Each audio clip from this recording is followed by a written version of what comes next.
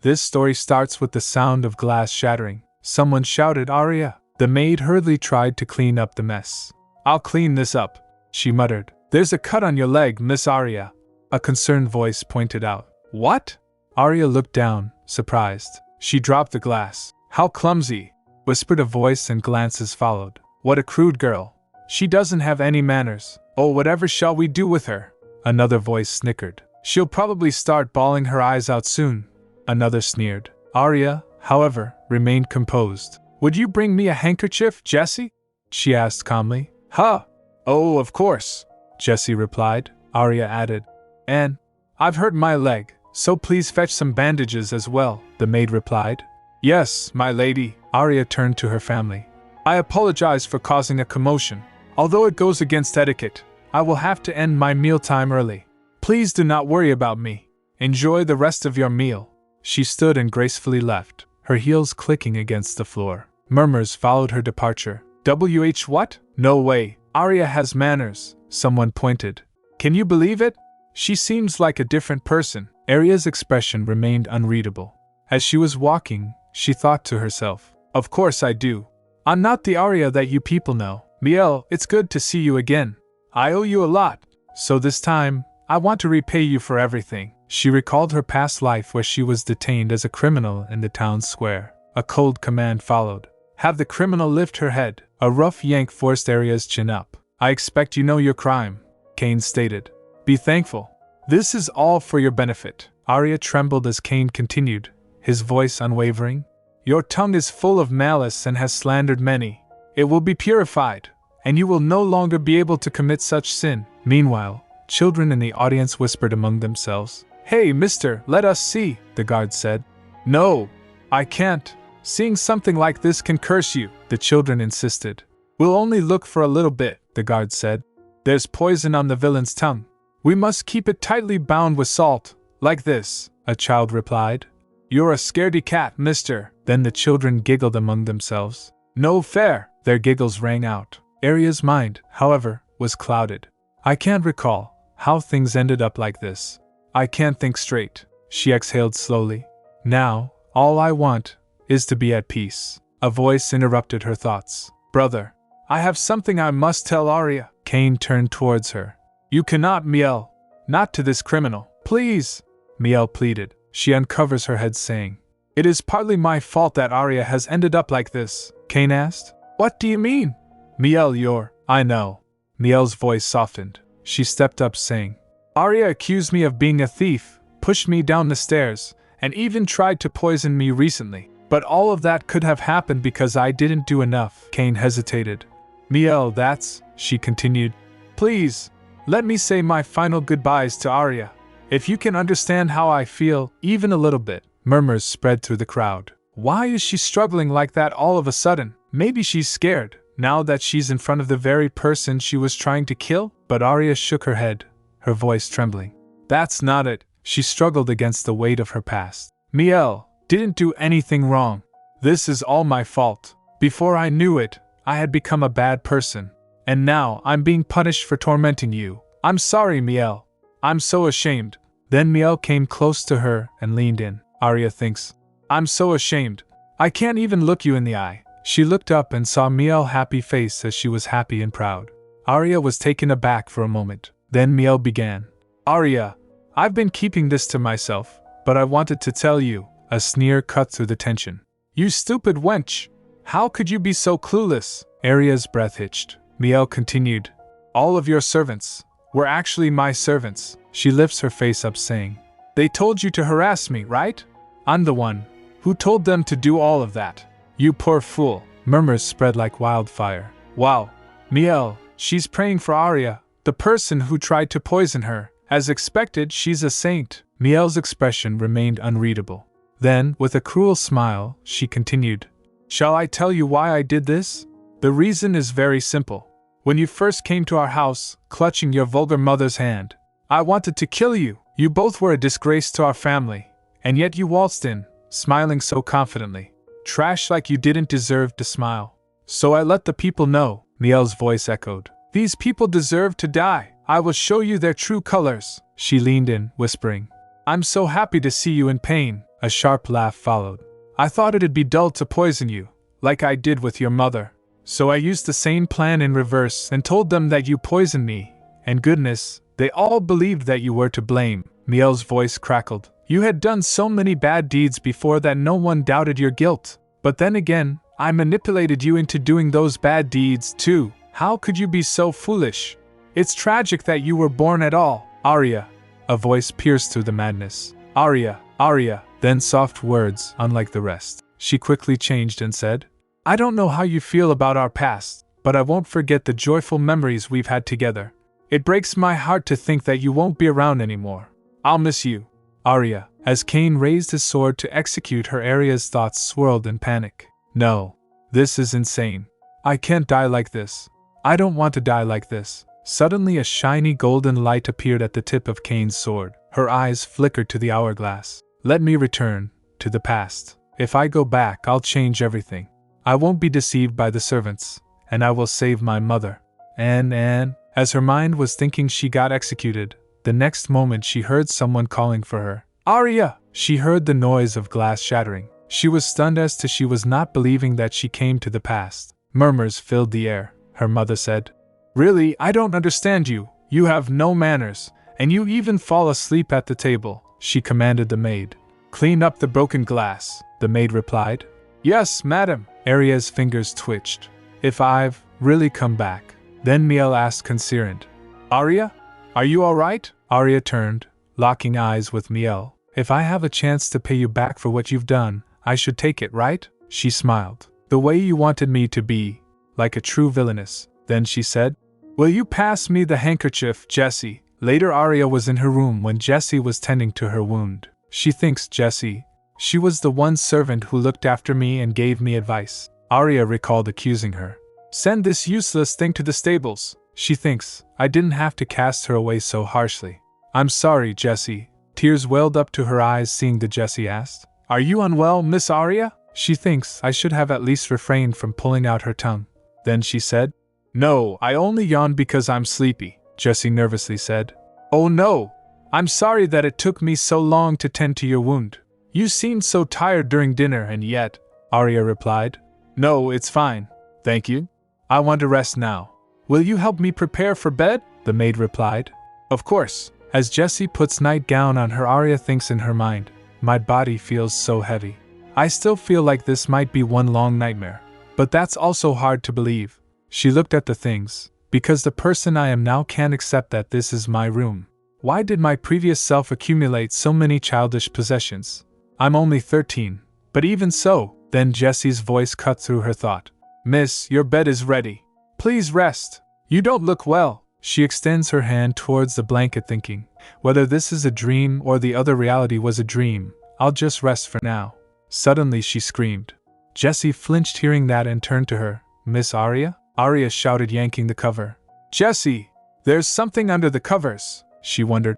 Did Miel do something? Then they puts the cover aside and saw a broken hourglass. Jessie said, Oh, Miss Arya, this is... Arya filled in. An hourglass? Jessie told. It was on your bed since before your meal. I was sure that I had put it aside safely. I'm sorry, miss. I'll clean this up immediately. Arya's mind wandered. An hourglass. Then she remembered her past where shiny light appeared at the end of the sword. Jessie said, worried. Be careful, miss. She leaned in, murmuring, Right, that's what it was. I know what this is. She thinks God gave me a second chance, so that I could repent my past foolishness. He wanted to save me, a poor girl who was stupid enough to be deceived before. She picks up the broken glass and sand thinking, This is God's mercy. You took pity on me and gave me another chance, didn't you? She clenched her fists, quivering. Jessie again called, concerned. Miss, your hands, she said inwardly. Thank you. Thank you. You've shown me such grace after I died a pitiful death. I will repay your kindness and do my best in this life. Merciful God! Tears came to her eyes as she was thinking. I will not live a life of regret this time. I promise. Jessie was still oblivious as to what was happening to her. Arya thinks, I will make all those who led me to my downfall so miserable and wretched that they would choose death over continuing on. That is what I shall do. Thank you for giving me this chance for revenge. Tears fell from her eyes. Looking at Eris, Jessie thinks in her mind, Miss Arya, Maybe it was because she was born as the child of a prostitute, but she was always ill-behaved and had no manners. But there's not much that can be done. That is her origin. Miss Miel understands this. That's probably why she sent me to serve Miss Aria. She recalled visiting Miel. Miel instructed her. Take good care of Aria, Jessie. She lacks in a lot of areas, so you'll have to watch over her. Her meaning was, keep an eye on that vulgar thing so I can get her thrown out of here, Jessie replied. I understand, Miss Miel, but Jessie thinks she is so benevolent. Back to present, Aria turned to her. Jessie, do you think you could fix this hourglass? She replied. Oh yes, I will send it to a repairman, she said to herself. Don't worry, Miss Miel. I will do my very best to take care of Miss Aria. I'll do my best, Aria smiled. Thank you. You see, I owe this hourglass my life. Isn't that amazing? Jessie also smiled. Yes, we should finish treating your wound first. Oh, right. Then they both laughed. Later at the dining table, Count Rose St. Aria's adopted father said, It's been a while since everyone has gathered in one place. Her mother said, It was quite a lonely time in this house while you were away working to support our family, Count replied. That's how things are when you're the breadwinner. Do understand, my dear, the Countess Aria's biological mother said. Don't worry. I will continue to take good care of the household. Looking at her, the firstborn son of House Rosecent, Cain Rosecent thinks, crocodile tears, as expected of a prostitute. The second daughter of House Rosecent, Miel Rosecent added, I'm always excited to see what presents you have brought back for us each time you return. I can feel how much you think of us through your gifts, the Count chuckled. Ha! I'm always thinking of you all, no matter how far I am from home, then Aria said. I would like to thank you, Father, for always thinking of us. Would it be all right if I recited a poem? She said inwardly. Not that you've ever given me a gift, the Count asked. You, Aria, want to recite a poem? She replied. Yes. Then the Count agreed. We do have a little time before our food is served. She recited it, ending with, A heartrending spring has passed, and therefore, oh, I applaud your rose, for you are the woman I love. Her voice was clear and sweet. The Count applauded. You must be studying hard, Aria. She bowed. Then her mother said, Aria would always read books, even when we were poor.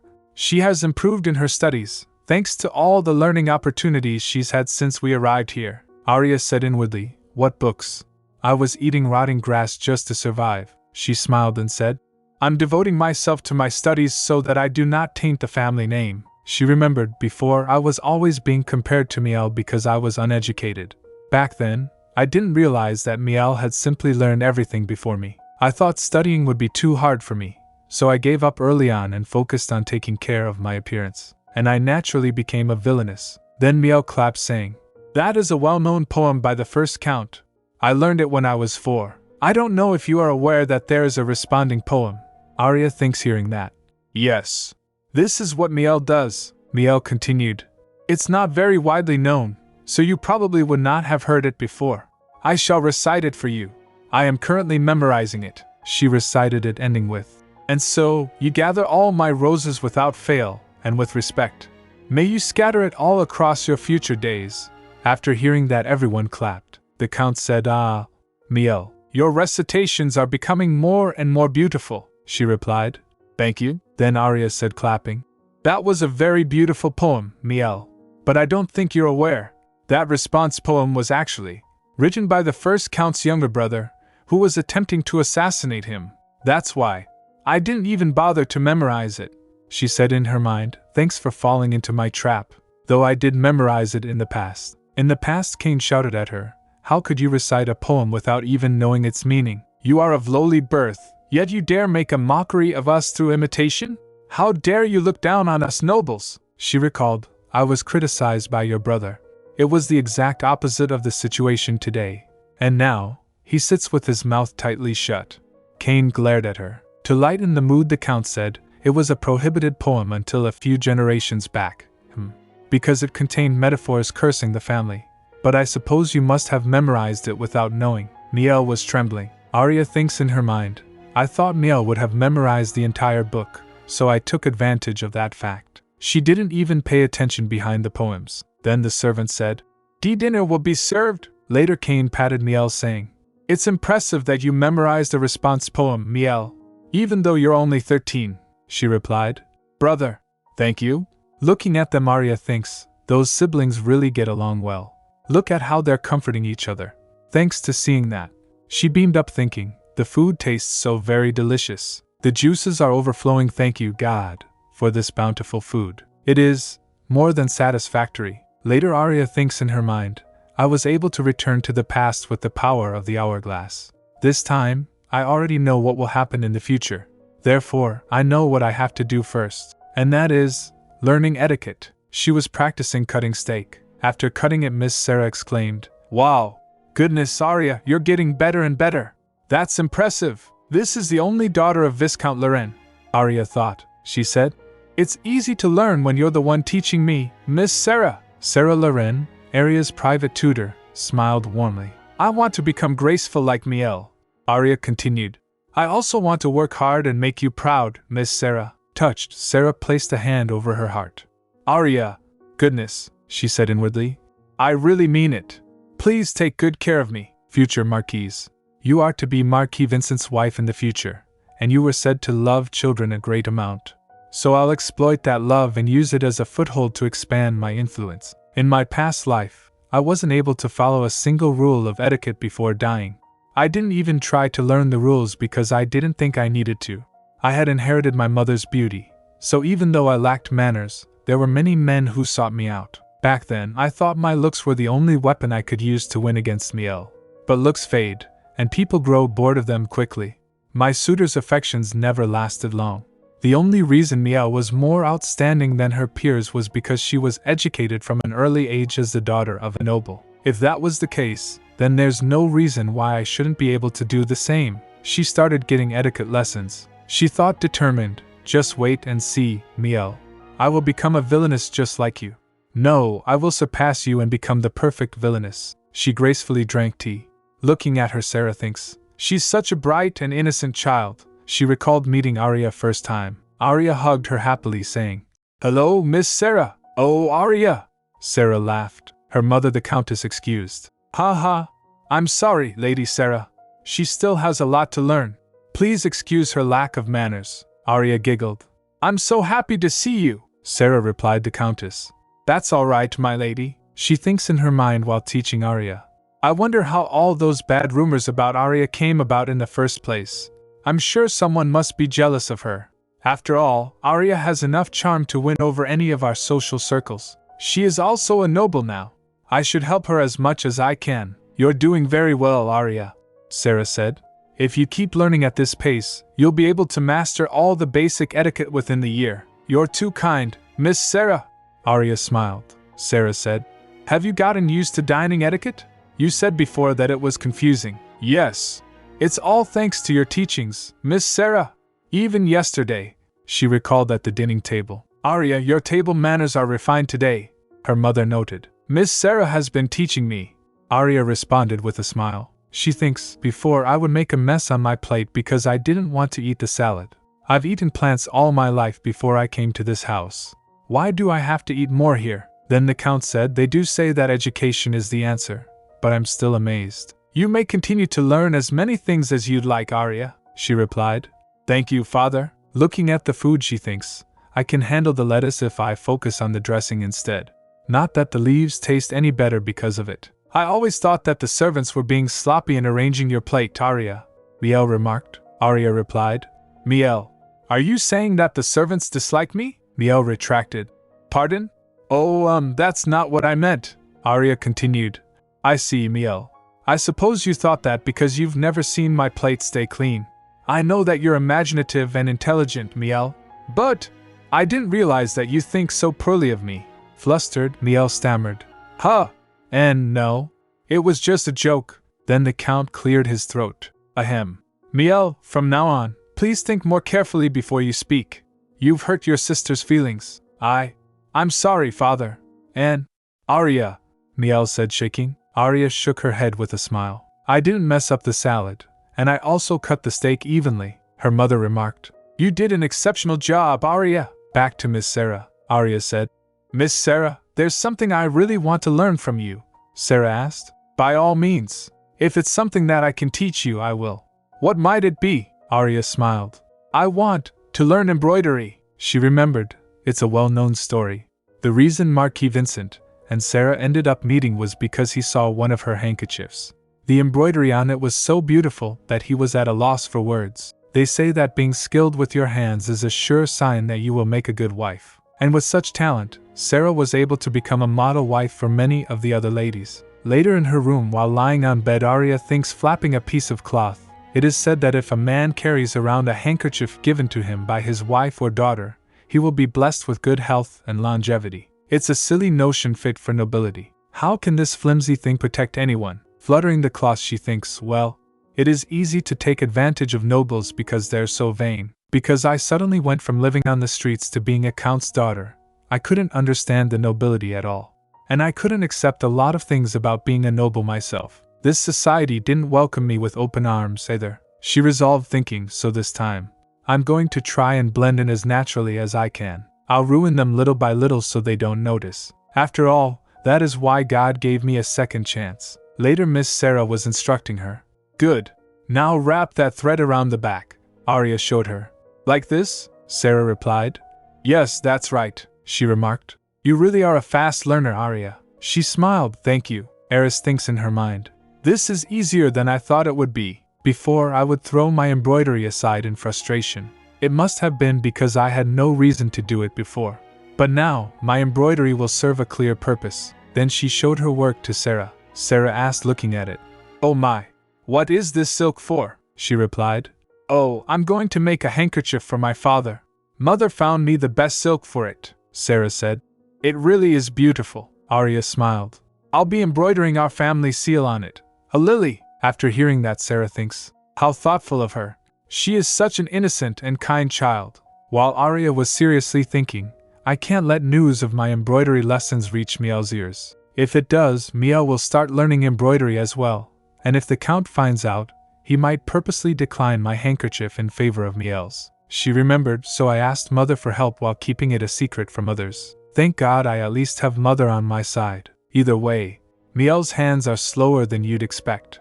She didn't finish her first work of embroidery until she was 15. But you never know what would happen if she finds out about my lessons and starts learning earlier. I must learn everything as quickly as possible before Miel can, so that I can take everything that Miel has ever accomplished away from her. A while later, Sarah remarked, looking at her work. Arya, really, your embroidery is amazing. You could proudly show this handkerchief off anywhere. You could even sell it. You flatter me, Arya responded. She thinks, this person really is good at embroidery. She must have learned it at a young age. Sarah continued, since the handkerchief for your father is finished, we'll move on to something else for today. A more challenging task, perhaps, Arya said. I would like to embroider a gold rose. Upon hearing that, Sarah halted, freezing in her shoes. She asked, Arya, do you know what that symbol means? She replied, of course. It's the seal of House Frederick, is it not? She thinks in her mind, my target is Miel's fiancé, Oscar Frederick. Miel was always quite taken with him, and so, I will take him away from her. There was a brief pause. Sarah thinks, I thought House Frederick and House Rosecent were arranging a marriage between Lord Oscar and Lady Miel. Could it be that Arya has feelings for Lord Oscar? Panic filled her mind.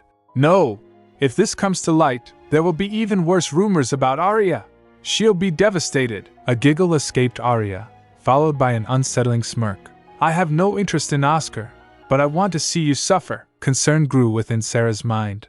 I can't allow such a kind child to get hurt. Then, addressing Arya directly, she asked, Arya, will you be giving this handkerchief to Lord Oscar? Showing surprise, Arya tilted her head and replied nonchalantly, Lord Oscar? Who is that? Turning to Sarah, she explained, I just think the seal is pretty. That's why I want to embroider it. Sarah seemed relieved, her concern unwinding with a breath. I see. Phew. Touched by Sarah's worry, Arya mused internally.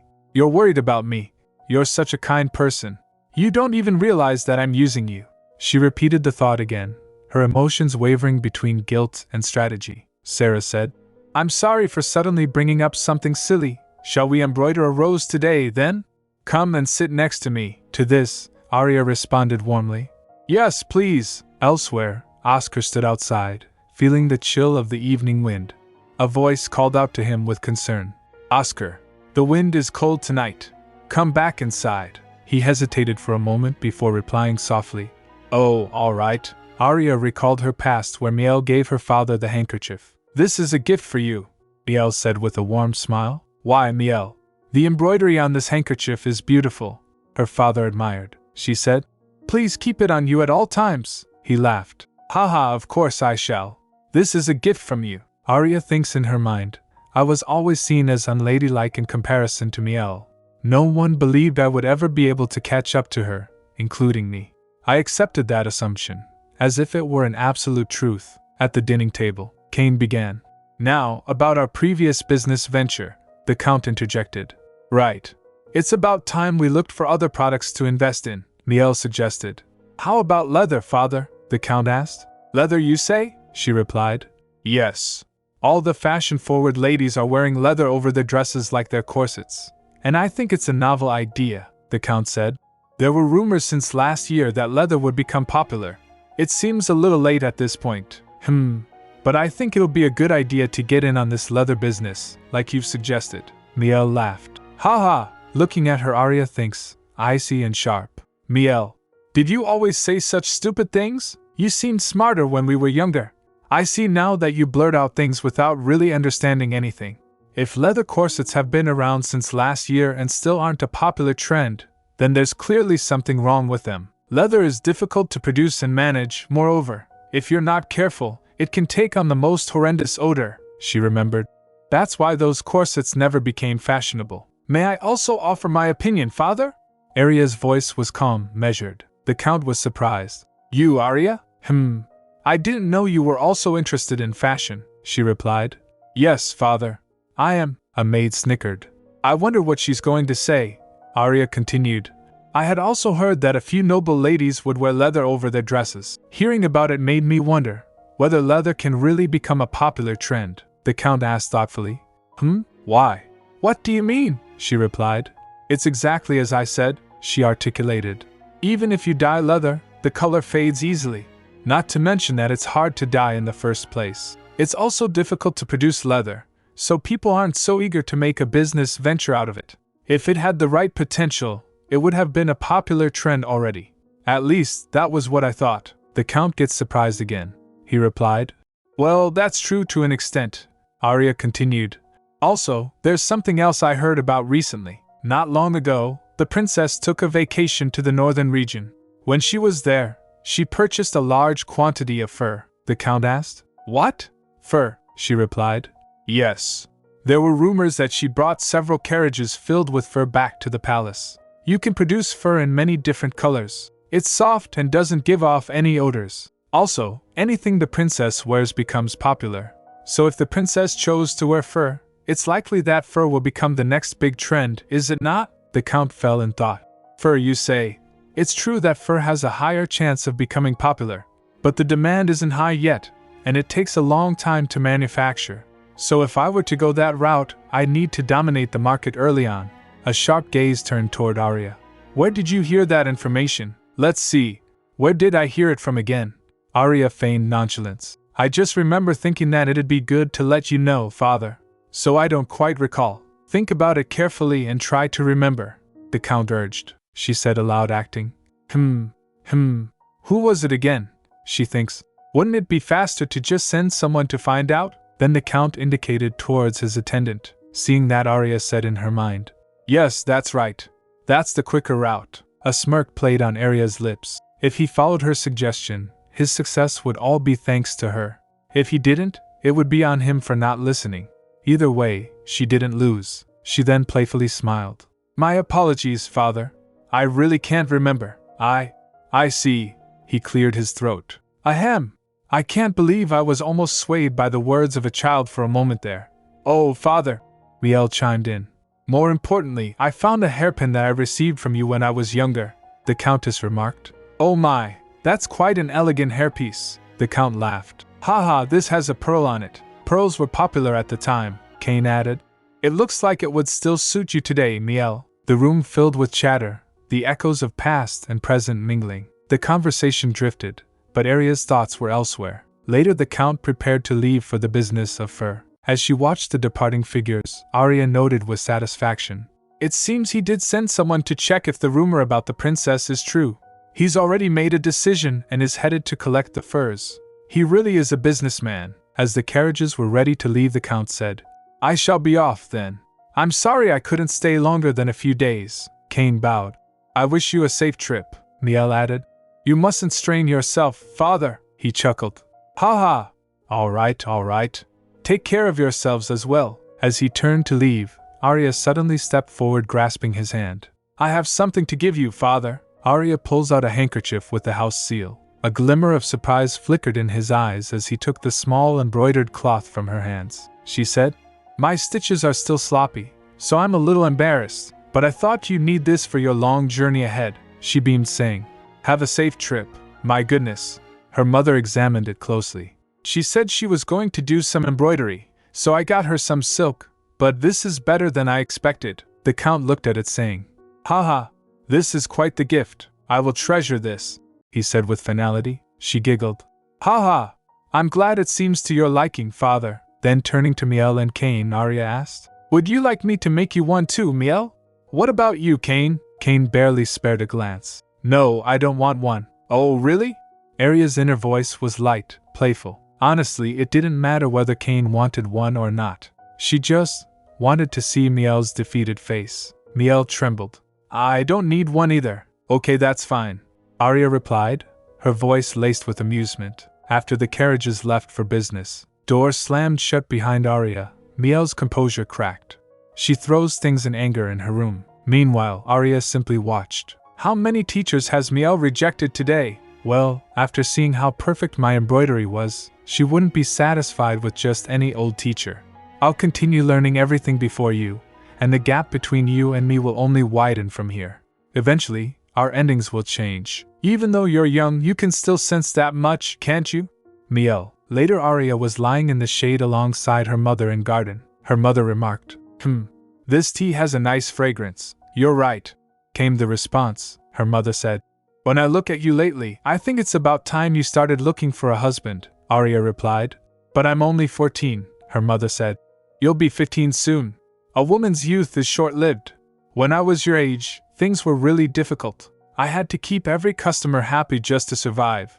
It was hard work. There were men who genuinely wanted love, but even those men stopped coming to see me eventually. They were all just talk, the reminiscing continued. On the other hand, there was a baron who turned and walked away as soon as he heard that I was pregnant with you.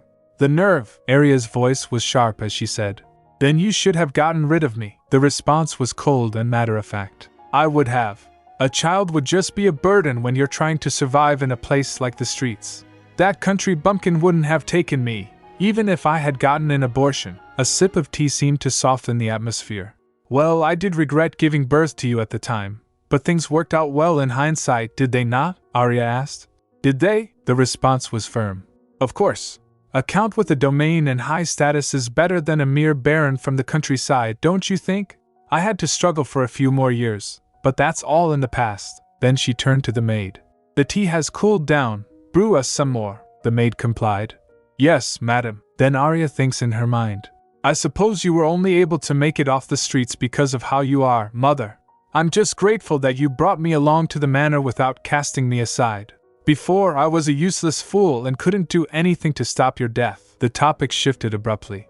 You know, it seems that Miel has taken an interest in the first son of House Frederick. There was a dramatic pause. Then Arya replied, You mean Lord Oscar? Her mother said. Yes. I hear he's in the same year as Cain at the academy. Miel was begging us to invite him here. The house of Count Rosecent and the house of Duke Frederick. It's the perfect union. Of course, House Rosecent has 2 daughters now, she remarked with a chuckle. Arya replied, That's true. Came the laughter in return. As the laughter subsided, her mother's voice softened, addressing Arya. I only wish for you to be happy, Arya thinks in her mind.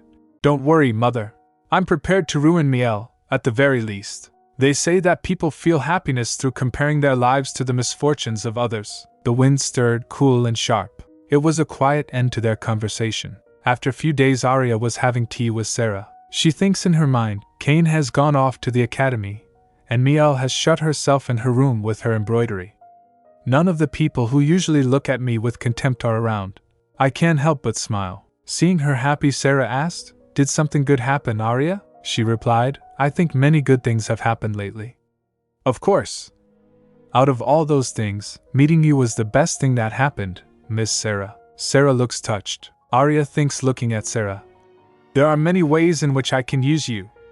You're really helpful, you see." Sarah smiles brightly and continues, "I have some exciting news for you today, Arya." "What is it?" she asked, curious. She said, "In a few days I will be holding a small tea party with only my close acquaintances, and I would like to invite you too, Arya." Sarah wasn't well connected at all before she married a marquis.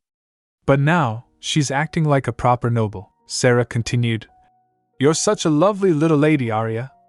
I would like to show you off to all my acquaintances." She hesitates, but Sarah seems eager, almost too eager. "Everyone is positively lovely. Won't you come?"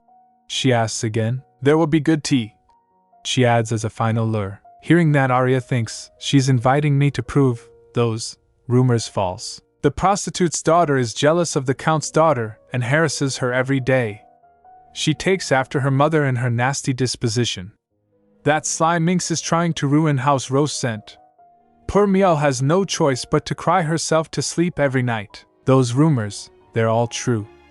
That was all in the past, but the truth is the truth, except that last rumor about Miel. Well, I suppose it's about time I dispel those rumors. Sarah continues, "It'll be good for you to meet new friends.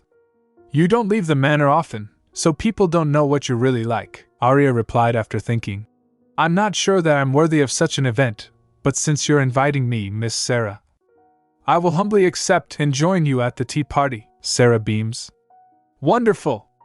I'm sure everyone will welcome you with open arms." She smiles at her, grateful. "Thank you, Miss Sarah, for a lot of things. Now, first things first." She decided she needs to pick out a dress. She called. "Jessie," the maid replied. "Yes, Miss Arya?" After opening the wardrobe, she said, "Throw away all these dresses." Jessie blinks. "Pardon?" Then quickly complied. "Oh, yes, my lady." Arya thinks in her mind, plopping on bed. Even Jessie realizes these clothes should be discarded.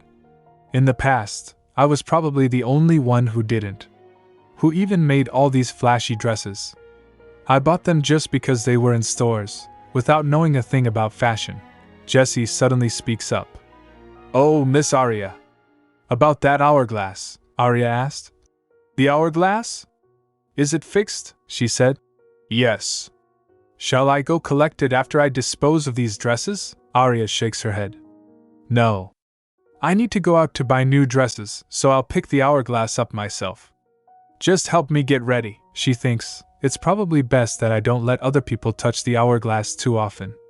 It saved my life, so I should treat it with care, Jessie cautiously said.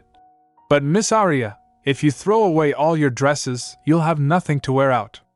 Only your dressing gowns are left," she gasped, stunned. "Gah. That's right. Nobles have separate outfits for indoors and outdoors. How troublesome. Back when I lived on the streets, I only had one outfit. But now, I can't wear those tacky dresses again. There must be something else I can wear, somewhere in this house." Just then, an idea strikes her. Miel and I are similar in height. Jessie watches in confusion as she changes her mind. "Jessie, please put those dresses back in the closet," the maid asked. "All of them?" she replied. "Yes, all of them. You can leave once you're done." As Jessie leaves, Arya rummaged through the room, looking for something. "I know I kept them around here somewhere to light my scented candles." Finally she found, my matches. She struck a match to light and fire broke in her room. "Ah!" Arya shrieks. Seeing the fire, Jessie entered the room, saving her. "Fire! Miss Arya!" Water is fetched in a panic. The dresses catch fire, flames licking the fabric. Arya, acting, cried. "I was trying to light my scented candles," she says weakly. "But the match was so hot that I dropped it." Jessie and the maids whisper among themselves, concern evident in their eyes. "She must have been so scared. Poor thing. It's a relief that only the dresses caught on fire. She's still a child, after all," her mother said. "It's okay. You're young, so you can make mistakes like this. It's a relief that it didn't turn into a bigger fire," Arya whimpered. I was going to go out, but all my dresses have been burnt. Her mother glances at her. You can't leave in a dressing gown. Then we should find you some clothes that belong to someone with a similar build. Everyone turned to Miel, so she flinched. The Countess thought to herself. She's become more ladylike lately, so she must not have wanted to wear the childish dresses she already had. They were a bit flashy, even in my opinion. Arya turns to Miel and put on a pitiful expression. Miel. I'm sorry. I didn't want to cause you any trouble, but then this happened. I suppose you wouldn't want to lend me your precious clothes. That's understandable. She let out a small sigh. You don't have to force yourself if you don't want to. I'm fine with that. It'll be embarrassing, but I can go out in my dressing gown and return home quickly, so you needn't worry. Upon hearing that, the maids whisper among themselves. A noble going out in a dressing gown. Is that even allowed? Oh no, she continued. I'll be quick about it so I don't bring shame to our family.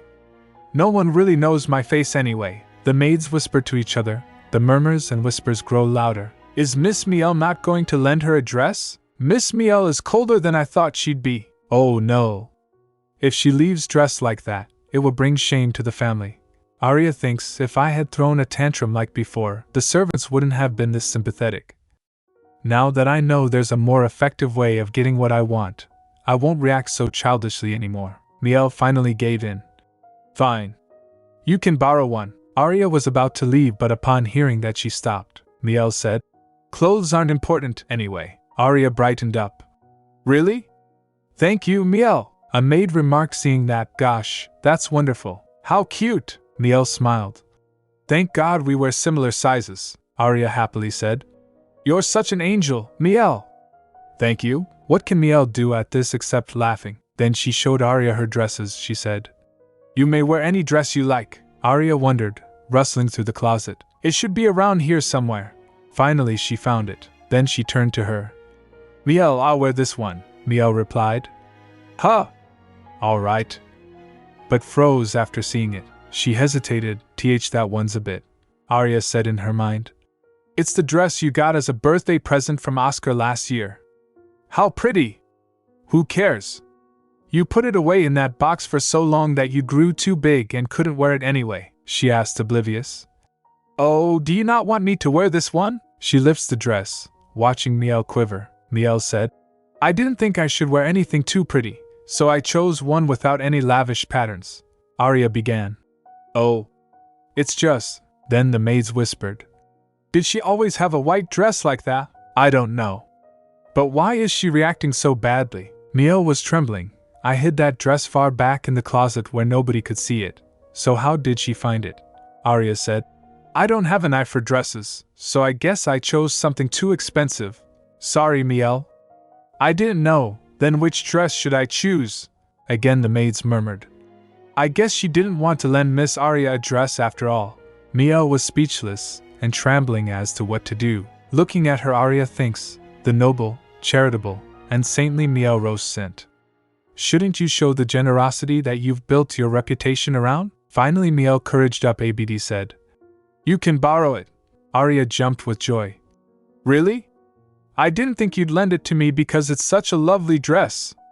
Yay, I'll keep it clean and return it to you safely. I promise, Miel replied. I'd be grateful if you did. Arya thinks in her mind, what a relief. Had Miel been a little older, she wouldn't have fallen for my trap so easily. Luckily, she's still a child who doesn't know how to gracefully turn down a request. Before the young lily blooms, I must kill its roots, so that the head that rolls around the town square will be yours. While she was in the carriage, she recalled her past where Miel told her, I was the one, telling them what to do, you foolish thing. I'm so happy that you're in pain. I'll miss you. Arya thinks to herself, that hasn't happened yet. After that she went to a shop to buy clothes. With the sound of jingles she entered the shop. The boutique owner gets startled seeing her approach. Arya thinks in her mind, imagining the scene. Will the Count be surprised if I dress too plainly? She thinks, since her earns so much money thanks to her, it would no doubt alarm him if she dressed that way. He imagined his reaction. Goodness, Arya, why are you wearing such shabby clothing? She replied imaginatively. It's all due to my negligence, father, she murmured, settling on a plan. I like that plan. Right, I'll go with that. She smiled proudly. Haha, our clothing is simple, the shopkeeper stammered. But please take your time to look around. Arya ran her fingers over the fabrics. Simple clothing. A year ago, she couldn't afford a dress like this, even after starving for months to save up money. Let's see. She picked out a few garments. This, and this one. This too. We have more classy pieces upstairs. The shopkeeper suggested hesitantly. She replied, It's fine. Please package everything, including this item. The owner dashed away saying, Right away, miss. Please enjoy these refreshments while you wait. She glanced at the tray of snacks. When did he bring this out? You don't have to eat those, miss, Jessie whispered. The quality is a bit. In the past, Arya would have died for cookies like these. She couldn't imagine having enough food of any kind to fill her stomach. A few moments later, a sharp voice rang out. Your items have been packaged. Thank you for waiting. When she gets outside, she saw children playing on the streets. She recalled herself and those children, playing and giggling. A newspaper vendor called out, Newspapers on loan! 5 shillings for 10 minutes! Catch up with important news for just 5 shillings! Arya's eyes narrowed, recalling her past. Hans! Now, are you selling newspapers? Hans grinned. No, I'm loaning them out to customers. It's cheaper than buying them. This way, I can earn as much money as I want with just one newspaper, Arya exclaimed. Wow, that's amazing. I want to sell newspapers too. You can't be serious, Arya. Hans laughed.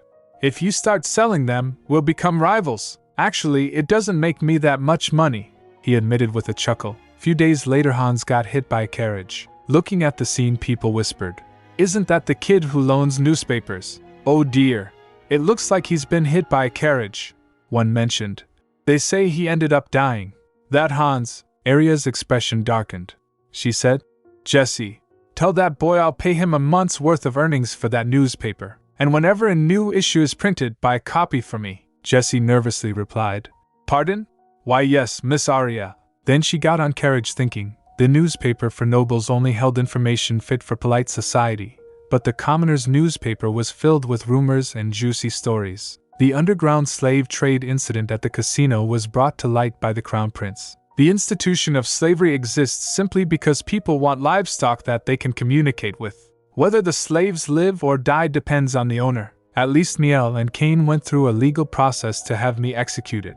They seem like civilized people in comparison. Civilized? Yeah, right. They were just being pretentious, like any noble. Though that was a weakness she could exploit. Her mind was racing thinking about all of that. Anyhow, she didn't know much about the casino's slave trade incident when she was young, but she did remember there was a lot of talk about the Crown Prince solving the issue. It'd probably be too hard to get the Crown Prince on her side. Even when she was most active in social circles, she never caught a glimpse of him. Their worlds were that far apart. She cursed this darn class system. Then she went to another shop where Jessie gave the hourglass to get repaired. As she entered the shop, the owner welcomed them, yawning. Seeing her, the owner showed familiar expression. Oh, noticing that, Arya thinks, does he remember me? I did come here often to buy this and that, she said. I've come to collect my hourglass. The owner presented her with the fixed hourglass. She picked it up and examined it. Not bad. This old man has skilled hands. Arya inspected his work. She said, Your work is impressive. I'm very pleased. The hourglass was shattered, yet you repaired it so well, the owner replied. Thank you. Then she turned to the maid. Jessie, she handed over extra coins. You're paying me double? The old man gasped. Thank you. Unlike the boutique, she had stopped by here often. She felt a little nostalgic. She thinks, wondering, should I look around a bit more? She giggled, thinking I would transform from a frivolous Arya to a slightly plain Arya. A lady who tried her best to learn, even though she knew little about the world of nobility. I need to keep changing in that direction if I want to lower the noble's guard. Suddenly someone entered the shop and passed by her. She flinched and shivers. As her heart raced, she thinks, what was that? There isn't anyone who would have a reason to look my way. But something feels off. Then her guard turned up, saying, Miss Arya, should we head back to the manor? Arya nodded, turning quickly. Yes, we should. I have nothing more to attend to here. She felt relieved. For some reason, she felt like she was in danger. She thinks in her mind, I finally got a new start in life. I can't fall into danger now and jeopardize that. The shop owner bowed to her as she was about to leave. Have a safe trip home. She had been leaving quickly, trying to escape the suspicious men. However, whether it was because of nostalgia, or a desire to thank the old man for repairing her hourglass so superbly, the words slipped out before she realized. It will serve you better to sell that auction ticket, the owner asked, confused. Pardon? She said, indicating the ticket. You won't be able to use it. Looking at the flustered old man, she thinks. A ticket for an auction hosted by the casino. Many people swarm the place to gamble and bid on rare items, but this old man is unaware that the crown prince will soon shut the place down. He probably borrowed money to buy the ticket. He can't even pay the loan back, the owner asked, confused. What do you mean? She replied. The choice is up to you. I've told you all I can, she concluded. Well, there was no way he would take a child's words seriously. I didn't mean to let that slip. Suddenly the suspicious man attacked her guard and grabs her hand. He pulled her arm to him and asked, What was that? Why did you say such a thing? A sharp voice. I'm asking you why you said that to the owner? Arya looked at him and observed those blue eyes. She felt like she had seen them before. He pressed. If you're going to pretend that you can't hear me, I have no choice but to use force. His gaze hardened. Arya was stunned for a moment, wondering, what's going on? Who is this man? Where did he come from all of a sudden? He squeezed her hand tightly. Then she observed the situation, looking around. She thinks, I was caught off guard when he grabbed me. But now that I look at him, he's just a tall, overgrown child. He probably isn't even 20 yet. For someone who wields a sword, his skin is very smooth, and he's rude enough to talk down to a person he's just met. If I put all these factors together, he's probably a poor noble from the countryside who is clueless about life and came to the city to get rich. So that's why he reacted to what I said earlier. I paid so much money for the same ticket, yet I can't use it anymore? That's what he was probably thinking. Then he said, You look composed, Arya began. Hey, you seem more capable than my guards. Do you think a young girl like me will be able to run away just because you let go of my wrist? I think you're using a little too much strength here, she pressed. If you want to hear my answer, release my arm, he asked, surprised. What? She said. It hurts. What are you going to do if I can't use my hand properly after this? He released her hand and said, There. Now answer me. Patting her hand, she said. I heard rumors that the casino is going out of business, the person asked. What? She explained, going away. Viscount Lupre made several reckless investments and lost a great deal of money, so there are rumors that he's about to sell off the casino and make a run for it. Is that all you wanted to know? Then, he interrupted. Wait, if you're lying, I won't let you live. He showed his sword. She smiled. How will you know what the truth is? They're just rumors, after all. He kept silence for a moment, then said, You have a point. After she left in carriage, the person with his companions observed. The seal on that carriage is that of House Rosecent, he said. I saw that she was wearing the golden rose of House Frederick as a brooch on her ribbon, his companion replied. Then she's probably Lady Miel. I think I heard that there were talks of marriage between House Frederick and House Rosecent. Count Rosecent brought in another daughter after getting remarried, but she's rumored to be a basket case, the first person said. Miel, you say? I believe it means honey in the olden tongue. It's a name. That doesn't suit her, and she seems familiar. Have I seen her somewhere before? His companion asked. Should we get someone to follow her? He replied. No. We know who she is, so it's fine. There isn't anything more we need to find out from her. First, we need to sort out that casino. His companion gets flustered. Do you really believe what she said? She could have just been joking.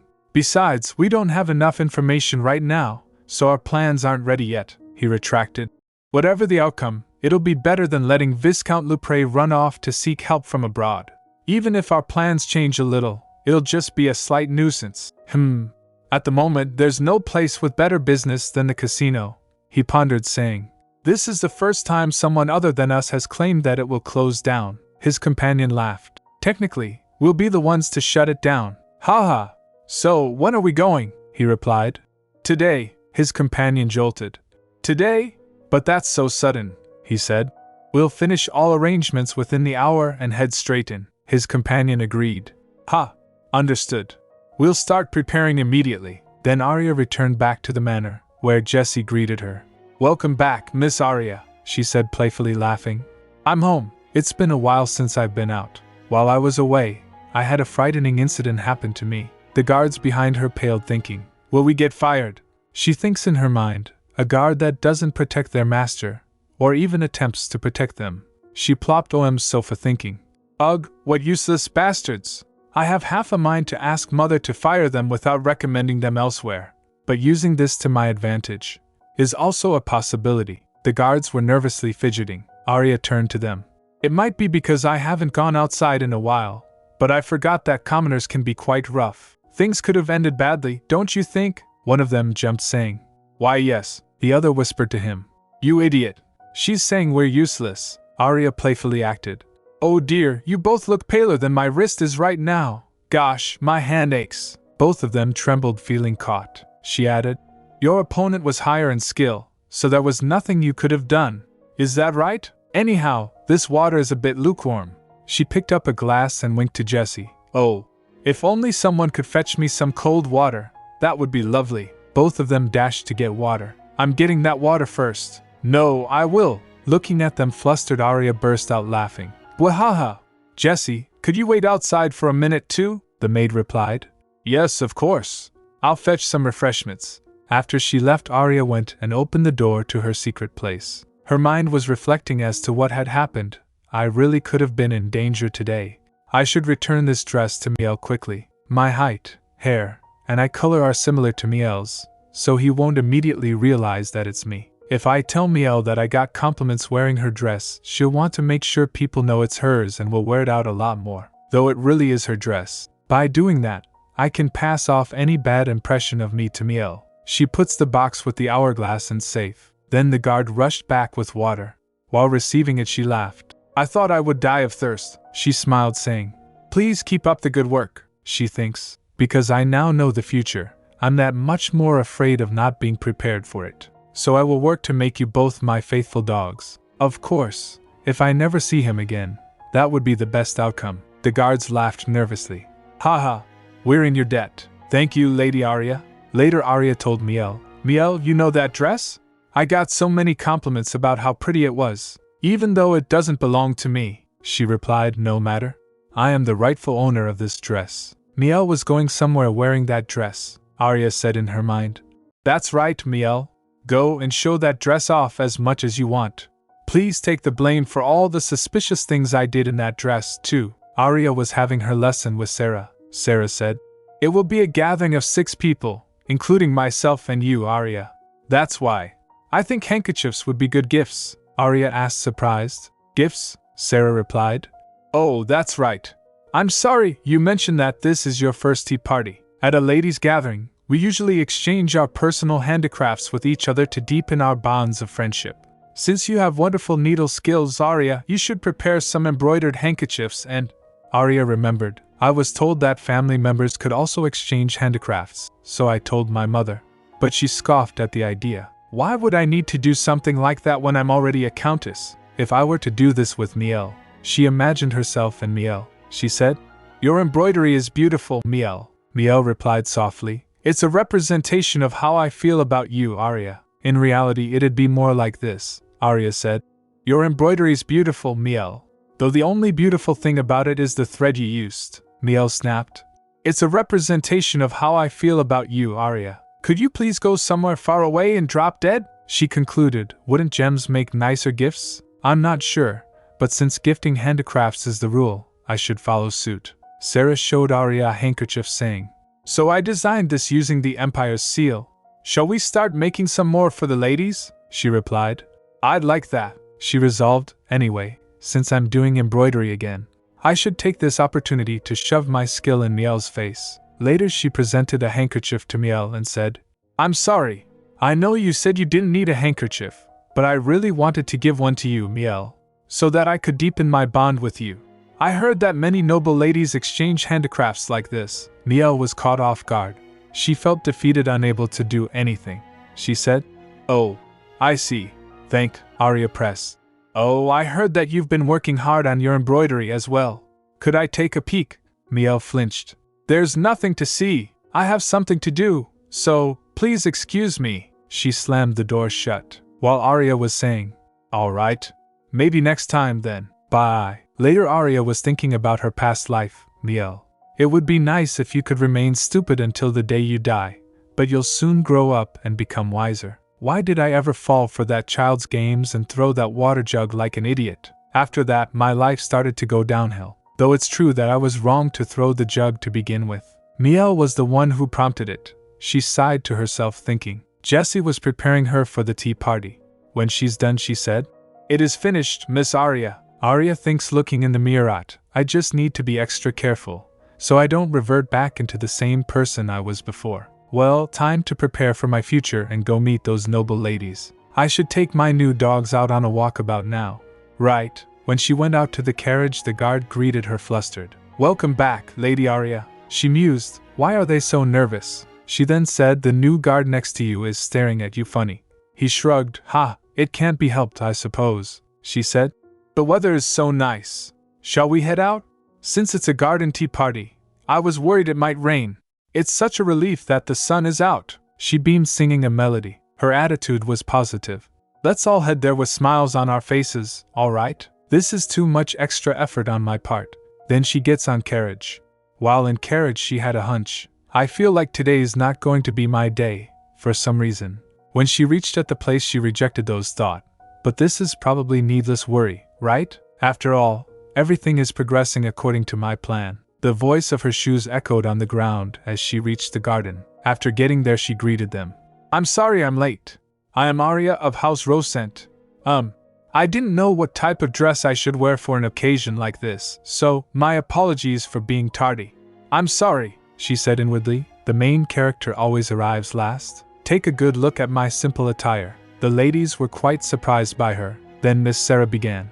"Since Lady Arya is here, let us commence the tea party." After a few moments, the servants brought cake and cookies. Arya stared at them, noticing that a lady asked, "Is this your first tea party, Lady Arya?" She replied, "Yes." The cookies and cakes all look so pretty. She wondered to herself, "It's my first time at a party without alcohol. How do they have fun while they eat this stuff?" Another lady indicated, "Judging from her clothes and how she's reacting to this party, she seems really different from the rumors." Arya took a bite of the cake and remarked, "Oh, this is delicious." Hearing that, the lady smiles. That's a relief." After a few moments, a lady exclaimed, "Oh no, I can't believe all your clothes were damaged in a fire." Arya replied, "Yes. I'm just grateful nothing worse happened. I don't know much about boutiques. I only know the ones I dreamed of visiting as a commoner. Because I didn't have any money, I never got to go inside. But then I had the chance to buy some clothes from the very same boutiques, so I was overjoyed." Upon hearing that, a lady shows concern. "Lady Miel would have been able to introduce a good boutique to you, had you asked her." Arya replied with a sad face, "I didn't want to bother Miel. It's embarrassing, but because of my background, even though I'm a noble now, I'm probably still a hindrance to her." Another lady chimed in, "It would have been better if Lady Miel had just told you herself. Those clothes are a bit..." "Oh, did I sound like I was blaming Miel?" "Oh no, that wasn't my intention. I'm sorry. I hope I didn't ruin everyone's mood," Arya said, teary-eyed. The response came quickly, reassuring her. "No, not at all." Then Arya raised her hand towards Jessie, said, "I was looking forward to chatting with other ladies near my age at this tea party. They're small gifts, but I hope you'll accept them and continue our fun conversations together." A gasp of surprise followed. "Gosh, this is..." Arya continued. "I embroidered these handkerchiefs after being taught by Miss Sarah. I hope they're to your liking." Admiration was expressed, and Arya thought to herself, "Good. After gaining their pity, I naturally went on to earn their goodwill. My plan's going perfectly." She reflected on her efforts. "These trifling efforts take a long time and are boring, so I don't want to do any of it." But Miel partook in these social gatherings and was able to gain many allies. Therefore, I know there's no reason I can't do the same. Arya pondered further. Who were Miel's main allies again? It would be better to bring them over to my side so that Miel can't use them to climb the social ladder. But I have no idea who they are. Someone commented, "Goodness, I can't believe you've gotten this skilled only 2 weeks after learning embroidery," Sarah pointed out. "Lady Arya is a fast learner." Arya smiled graciously. "If you like the handkerchiefs, I'll make more for the next gathering." Concern was voiced. "Won't it inconvenience you?" Arya shook her head. "Not at all. Embroidery is my one hobby, so I'm glad that my work is to your liking." In return, an offer was made. "Oh my, How about I take you to a bouquet shop that I know when we next meet? We can also stop by a dessert shop that I frequent. The chatter grew lively, though there was hesitation. One voice raised a concern. Wouldn't it be dangerous for us outside, especially after that incident? The curiosity rose. What do you mean? The incident with Viscount Lupre was brought up, a lady said. That's right. They say he was running a slave trade in the casino basement. Now he's on the run, which makes things even scarier. Yes, that's why it might be safer to refrain from going outside. The group seemed to agree. I see. I don't suppose we have much choice. The Crown Prince is rumored to be meticulous. He was the one who led the investigation, but he ended up losing the Viscount. That's why people are keeping things hush-hush, right? If word gets to the palace that we were discussing the incident, we might bring shame to our families. We all must be careful about what we say. Aria's thoughts swirled. What? What on earth is going on? How come Viscount Lepre got away? The Crown Prince's mission failed? Why did the past change? No, it's okay. None of those things have anything to do with me. They have nothing to do with my revenge. Her anxiety trembled within her. Sarah reassured her softly. Oh dear, it'll be all right, Arya. It's safe here. A hand squeezed hers gently. Arya composed herself, thinking, yes, everything's fine. There won't be any problems. She smiled politely as the gathering came to a close. Today was fun. Please invite me again next time. As she left, her thoughts lingered. I can't let my anxiety fester like this. I should give some work to my adorable dogs about now. Approaching John, she jolted him awake. There is something I need you to do. Get up and listen to what your master has to say, she said coldly, her determination unwavering. Later at night, I can't go back like this. John hiccuped, her voice trembling. Ha! I shouldn't. If I return empty-handed, I don't know anything about that incident. A voice tried to console him. John replied. Hey, don't be like that. He may be young, but he's a deliberate, cautious person. There must be a reason why someone like the Crown Prince failed to capture the Viscount, the person said. I'm sorry, but my shift is starting soon. I'll see you around, John. It'll be best if you don't look into His Highness' business any further. I'm warning you as a friend. John trudged away, sniffing and muttering. What a good friend you are, to worry about me. But if I go back empty-handed, Lady Arya will wring my neck. He glanced around, hoping for a clue. Maybe there's some kind of clue. His eyes darted back and forth. He knocked on a door, his voice hesitant. Is anyone in? The door creaked open, and a voice asked. Who is it? John replied. I have something to ask you. If you give me an answer, I'll give you 50 shillings. The person inside doesn't reply, so John added. Gosh, you don't have to be so cautious. I've been here before. You know, I was with the lady who wanted her hourglass fixed. Recognition dawned on Honor. Oh, right. Please come in. The door creaked open further, and the person continued. Thanks to that lady, I resold that auction ticket and was able to repay the money I'd borrowed. John replied. Did you now? That's good to hear. Then the shop owner offered him a glass, asking, by the way, is the lady not with you today? The host offered him a drink, and he accepted. Thank you. Oh yes, I'm alone. I had some personal matters to tend to. He gulped down the drink. As soon he did that, his head fell on table. Then the Crown Prince and his companions appeared there. The prince instructed.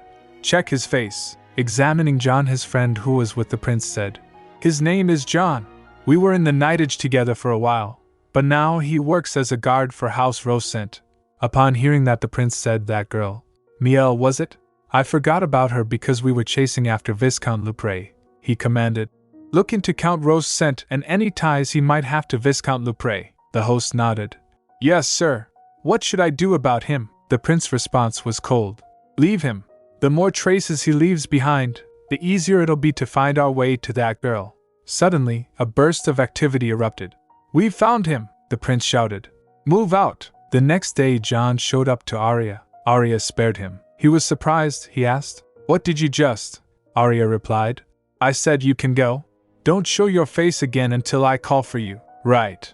You should go keep an eye on Miel, John asked. You mean Lady Miel? Arya nodded. Yes. Did you do as I asked yesterday? John replied. Yes, of course. There wasn't anybody who asked about you by name. But if anyone does ask, I am to say that you're the daughter of the Rosent family and nothing more. Arya raised her hand, dismissing the host. That's right. You may be excused. Jessie gave him some coins as a reward. Her frustration boiled over. That useless piece of trash! He went all the way to the area around the casino and still didn't find out anything? There was a commotion there last night because they caught Viscount Lupre at a nearby tavern. I don't know if he's lying or he's just downright stupid. That trash. She sipped her tea, her mind racing. Whatever, I can just cast him aside, and that'll be that. Either way, Viscount Lupre has been caught, and the past is back on track. Now I'll move forward with my plans again. Then she visited her mother. Looking at her mother getting ready, she thinks, I see she's polishing her weapon like any other day. Her mother said, I don't have much time, since I'll be going out in a little bit. Arya sparkled with resolve. It's nothing much. I just wanted to ask you to assign me a private tutor. The request surprised her mother. A private tutor? You were firmly against it before, her mother remarked. Well, I suppose you have changed as of late. Arya smiled. Yes. Then her mother asked, Have you thought of someone in particular? Arya gave her a list. I would like to learn about the liberal arts, history, and literature. So I looked into some people. She thinks to herself, you can't garner any attention in social circles simply by being a little skilled at embroidery. It's time I started expanding my connections, little by little. Her mother looked at the list and expressed doubt. I don't think these people will be much help. I knew when you chose Lady Sarah from House Loren, but it seems you really don't have an eye for these things. They're all from the families of mere viscounts and barons. Arya smiled, her confidence unwavering. She remembered. These women end up marrying their sons off to ladies from high-ranking families and rise in social status in the future. To be more specific, they showed interest in having me as a daughter-in-law until they realized I was cast aside by a count, so they eventually sent their sons off to marry more docile ladies. Right now, those women still want to tie me to their sons somehow, so they will try their best to win my favor. And that will make it easy for me to make more connections, her mother said. I don't think these women are very knowledgeable, Arya replied. Well, I can't share Miel's private tutors with her, so her mother said. When it comes to her studies, Miel is in a different league altogether. I understand. If these are the people you want, so be it, she instructed the maid. Send each of them a letter, Arya said in her mind. You probably can't be bothered to look around for someone better. Arya smiled modestly, her thoughts racing. But the fact that mother doesn't care that much has always served me well. Her new tutor greeted politely. Hello, I am Celine from the house of Viscount White. Arya responded warmly. Welcome, Viscountess White. I'll be in your care from now on. Oh, you're that man's mother, she thought to herself. But her expression remained composed. Arya remembered talking to this woman's son, who whispered to her, As your mother, I would like you to get married to the daughter of a high-ranking noble. Arya raised an eyebrow, unimpressed by the suggestion. Huh? What? He said, That's what my mother always tells me. To meet a good woman. So, I probably can't marry you, she responded coldly. Who said I wanted to marry you? Still, Arya kept her thoughts to herself. Thus, he was married off to a lady from a different house. He had no wish to marry in the first place but was pretending to be all serious by himself. Why do all mothers think the same way? The lesson commenced. The tutor attempted to explain a basic arithmetic concept. That's right. If you have 3 cookies and add another, there will be 4 total. Therefore, 3 plus 1 equals 4. Arya nodded mechanically but thought sarcastically, Wow, I see. How stupid does she think I am? After a moment, the tutor said with sincerity, I've only just met you today, but I can see that the bad rumors are all simply gossip. You have started your studies a tad late, but I will do my best to teach you. Please leave it to me. Arya smiled and replied courteously. Haha, you'll probably have to help me a lot, Miss Celine, the tutor chuckled. Goodness, you don't need to address me so formally. Please just call me by my name. You can be more casual. But Arya firmly declined. No, I couldn't possibly do that when I'm being taught by you. I don't need to be as nice to her as I am to Sarah, she thought. So I should just be polite and leave it at that. As the lessons continued, Arya observed the women in her circle. These women are all trying to get in my good graces. It's a bit overwhelming. The lessons themselves are helpful. Your sons only pursued me for my looks, so I'll never give them a chance. But none of you know that, do you? So you all should just keep working hard to win my favor. Arya composed herself and dismissed these thoughts. Her expression turned sharp and focused. The only man I'm after is Oscar. My only motivation is to get in Niel's way. I'll do my best to ruin things and take him from you, Miel. Your pain equals my joy. Later, during an encounter with Sarah, Arya's mood seemed to shift. Sarah noticed and commented, "Oh my. You've made a mistake, yet you're still smiling, Arya. Did something good happen?" Arya replied with a light laugh. "I have some new tutors now. I'm surprised you noticed," Sarah beamed. "I can easily tell, from looking at you," Arya replied. "It's thanks to you, Miss Sarah. After being taught by you, I realized how fun it was to learn something new," Sarah remarked. "They must be good tutors," Arya agreed with a smile. "They're very honest and full of smiles and laughter," Sarah's kind words continued. "That must be because you're a bright and kind person, Lady Arya." Arya responded with a calculated thought. "You're such a kind person, Sarah. That's probably how you won that cold Marquis over. The embroidery on that handkerchief was just a catalyst for your encounter with him," she concluded warmly. "But out of all my tutors, I like you the most, Miss Sarah." Sarah blushed, touched by the sentiment. "Goodness, Arya." She hugged her affectionately. "I like you very much, too. I hope you can meet someone nice and be happy, Miss Sarah." Sarah smiled sweetly. "Thank you, Arya," but her ulterior motives were, "Because then, you can become a powerful ally of mine. It's so easy to deceive you. You really are the best, Miss Sarah." Later at the dining table, Arya looked at Miel, who was looking down. Arya pondered for a moment. Maybe her embroidery isn't going too well. Or is she bothered by all the people coming in and out of my room? Either way, seeing how worn out you look fills me with joy. She smirked to herself. Miel will probably just write another letter whining to Cain. She can only be comforted by her brother, who is stuck in a dormitory at his academy. She really is a pathetic fool. Determined, Arya thought, I will continue to increase my knowledge and power and ruin talks of your marriage to Oscar through the very same methods you used to ruin me. A quiet giggle escaped her lips as she rolled back and forth in excitement. I'm so excited. Nothing would make me happier. Hearing a commotion outside in the garden, Arya turned her attention to the window. It's noisy outside. Is someone coming? She called for Jessie.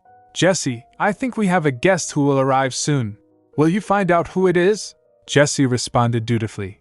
Yes, Miss Arya, Arya mused. The Count wouldn't return home without sending word first. And it's the weekend, so it shouldn't be any of the tutors. Who is it? As Arya settled onto her bed, her thoughts drifted, and before she realized it, she had dozed off. Sound of the clock woke her up. Ugh, I'm hungry, she mumbled. As a noble, I follow a strict daily schedule, so I automatically get hungry around this time. She called out softly. Jess, was I not asleep that long? The guest still hasn't arrived. She decided to go downstairs considering. I think I should ask for an extra servant who can run little errands for me. The silence in the house struck her as strange. It's way too quiet. She heard Jessie's urgent footsteps approach. Miss Arya! Jessie's voice was filled with urgency as she blurted out.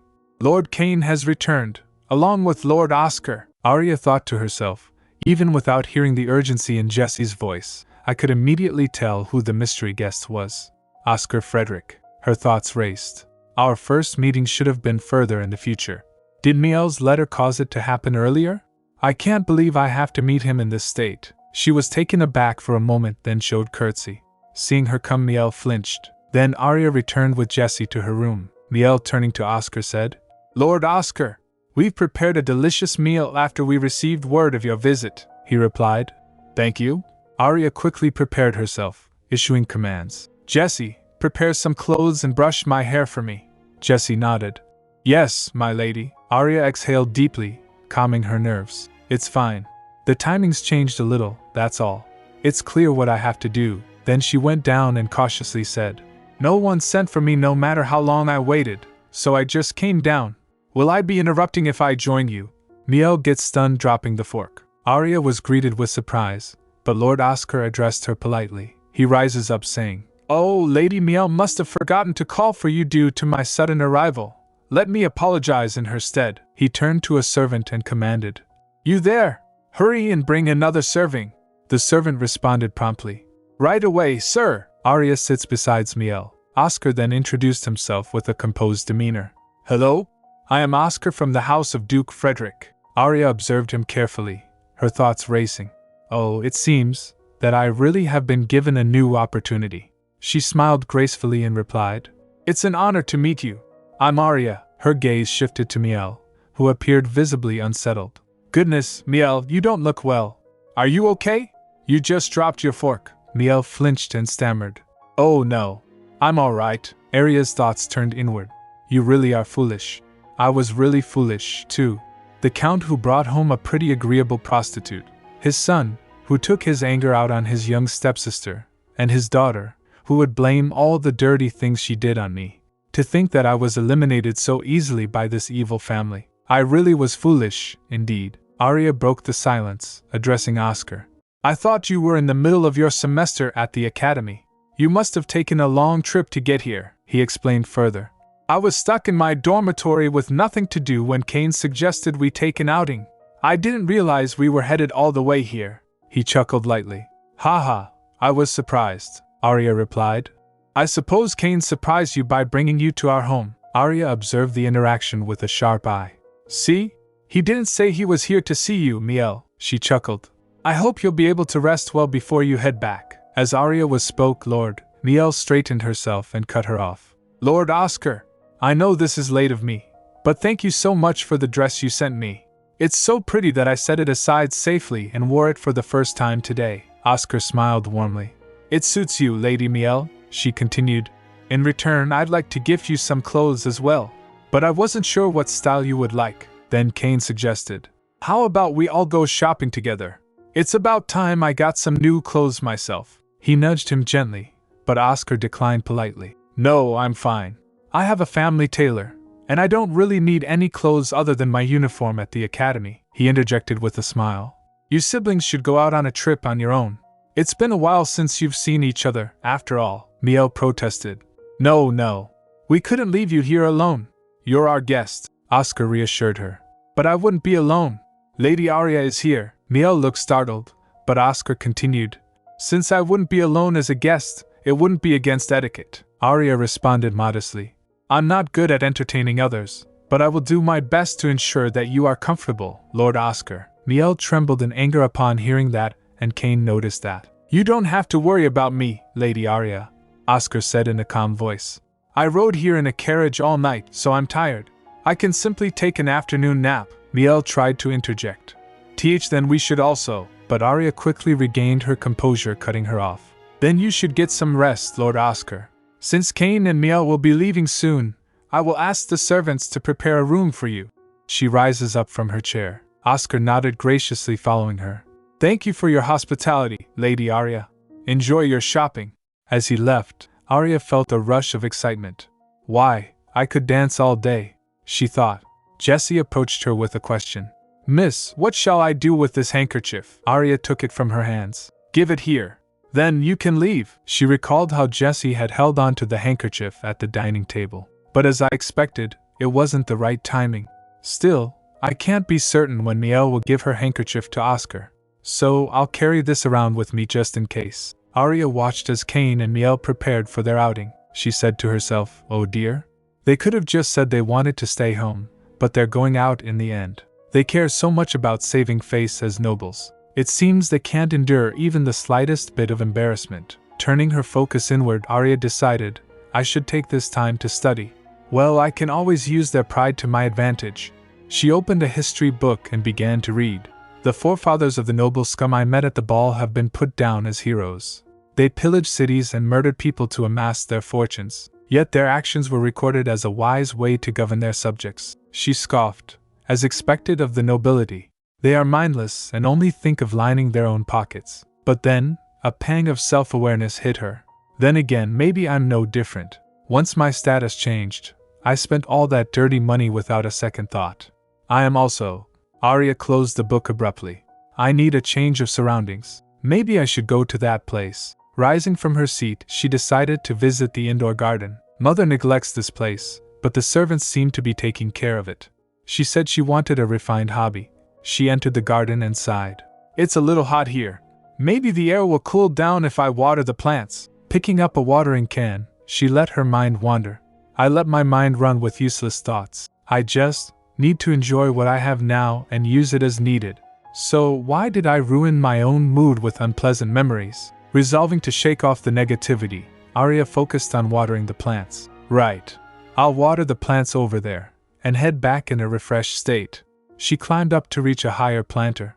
Ugh, I got up here somehow.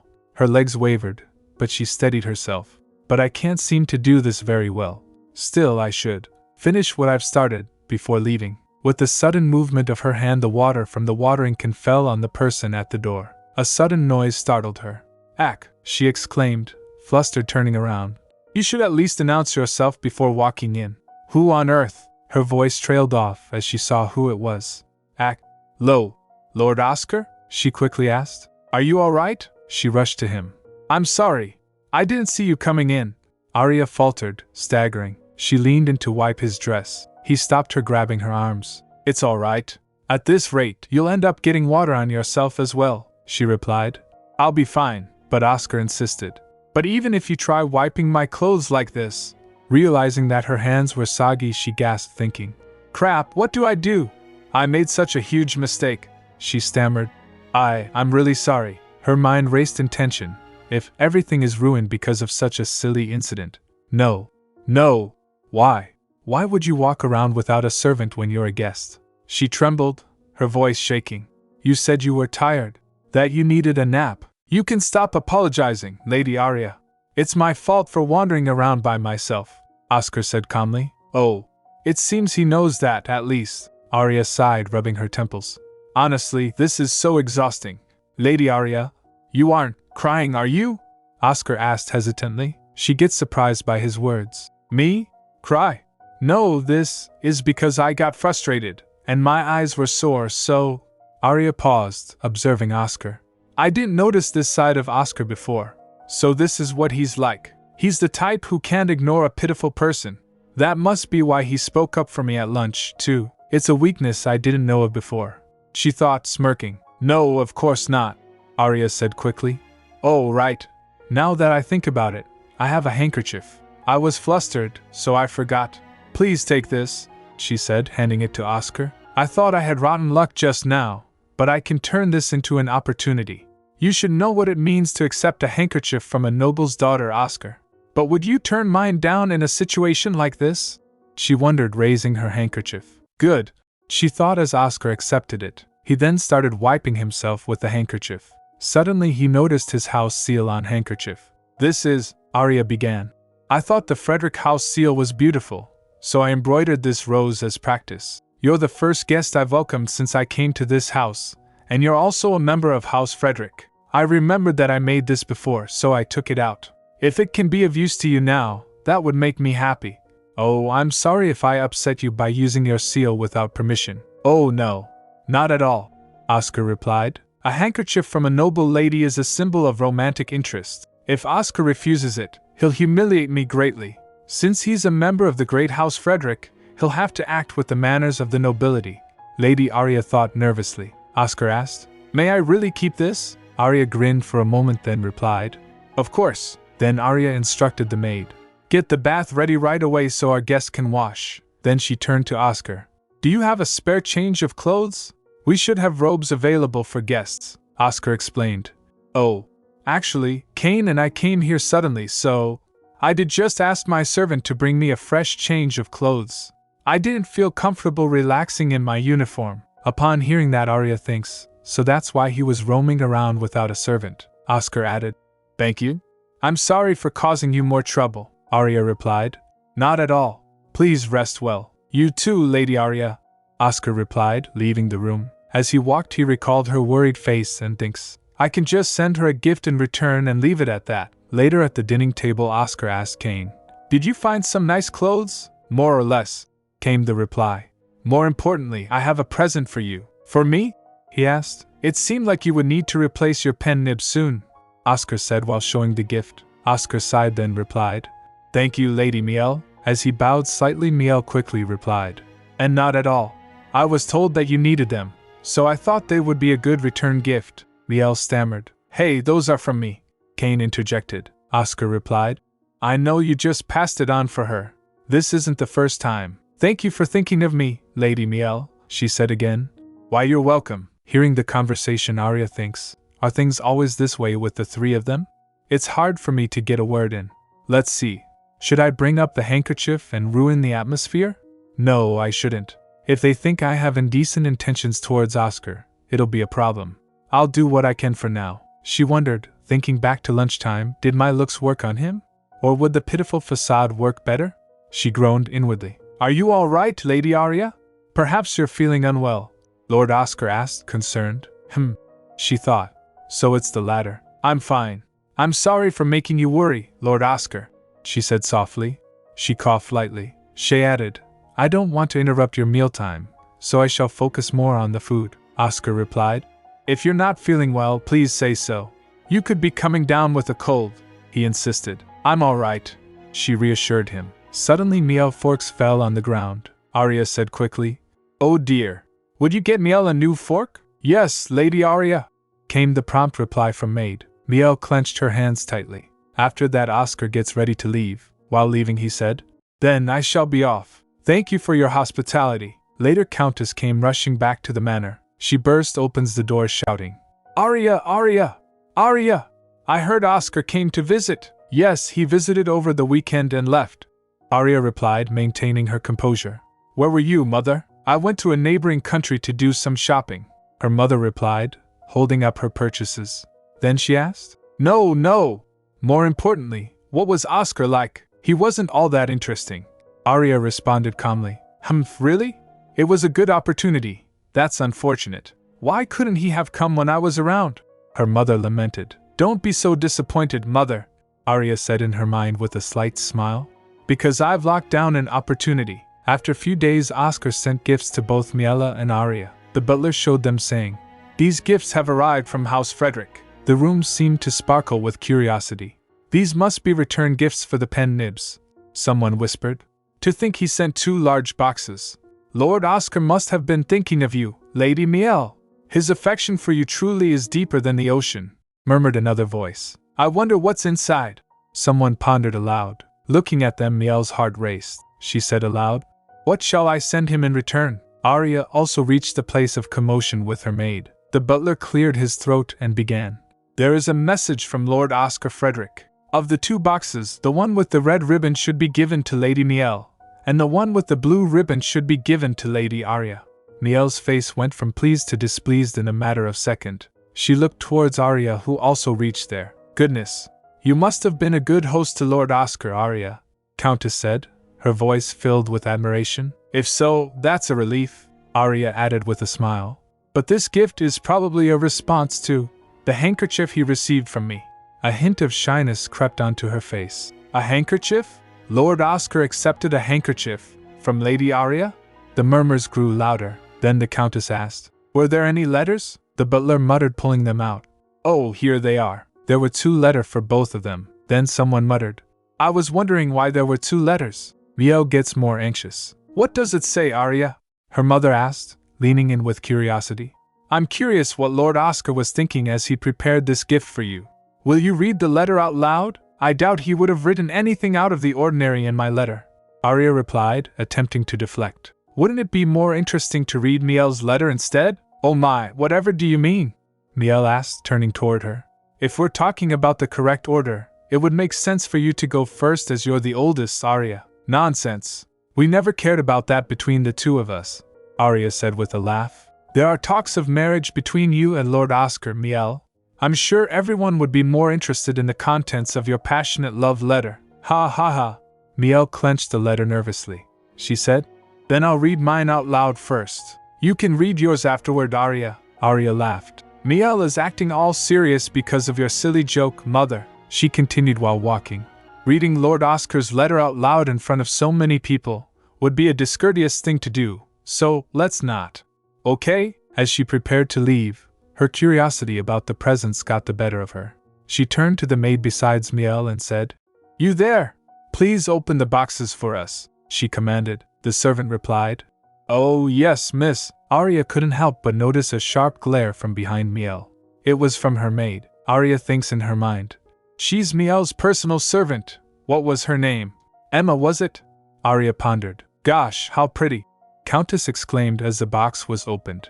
She lifts the dress up and said to Arya, Since it's a gift, how about you try it on? If I don't hurry, I'll be late, Arya said dismissively. I will just wear the hairpin. I'll be off then. She picked up the pin and put it on. I'm sad that I won't get to see you open your gift, Miel, Arya said with a soft smile as she left. Miel crumpled the letter in her hand as Arya left. Then Arya left in a carriage with her maid Jessie. She reads the letter that Oscar sent. It was as it is. This is a thank you for the handkerchief you lent me at the indoor garden. I hope you will accept it as a symbol of my gratitude. Oscar Frederick. It's concise, Arya thought. Well, I expected as much. If I had read this letter out loud, the misunderstanding would have been resolved. I have to cause as many misunderstandings as possible. She mused with a slight chuckle. I must have looked quite shabby if he sent me a dress as a thank you gift, Arya thought to herself. I didn't expect things to work out so well, but thanks to that, I was able to spark a bigger reaction than I anticipated. Then she asked her maid. A ring, a necklace, a brooch, what would be good? Jessie asked. Pardon? Arya said. On our way back, take me to the biggest and most expensive jewelry store in the capital. The rattling of the carriage was quite loud. It continuously rattled as to there is something wrong with it, the sound of rattling footsteps accompanying them. Yes, Miss Arya, her servant replied. Arya noticed the reaction of Jessie. It was odd. She looked at her and thinks, oh, I see. She thinks I'm going to pursue an extravagant lifestyle and spend all my money like I did before. She mused. She then nonchalantly said, but will the money I have on me be enough? If I'm to give Lord Oscar a thank you gift, I can't just give him any old item, right? Since I've suddenly received such a lavish gift from him. Yes, that's true, Jessie admitted. I only thought ahead to Lady Sarah's tea party today, so I didn't bring much money. But with identification papers, you should be fine. That's good then, Arya said with relief. We can't just send any old gift to House Frederick, or shame would befall the Rosen name, she thinks. I'm no longer the indulgent and stupid villainess you thought I was, Jessie. Poor Miel tries desperately to hide her rotten insides from the world, so I'm here to rescue her from her life of lies, as her true savior. Later at the tea party with Miss Sarah and other ladies. Gosh, that hairpin is so beautiful. What a lovely gold rose. Someone squealed in delight. Thank you, Arya replied with a laugh. Here, I embroidered these handkerchiefs with your family seals. She presented them with handkerchiefs. Goodness, you've prepared such wonderful gifts again, someone exclaimed. Another added, I told my family about you, Lady Arya, and they said they would like to invite you to our home. Really?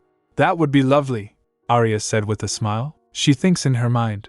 It seems everyone went home and said nice things about me. How kind of them. At the end, as she walked away, Arya reflected on the gathering. It was fun, but this really is a useless gathering.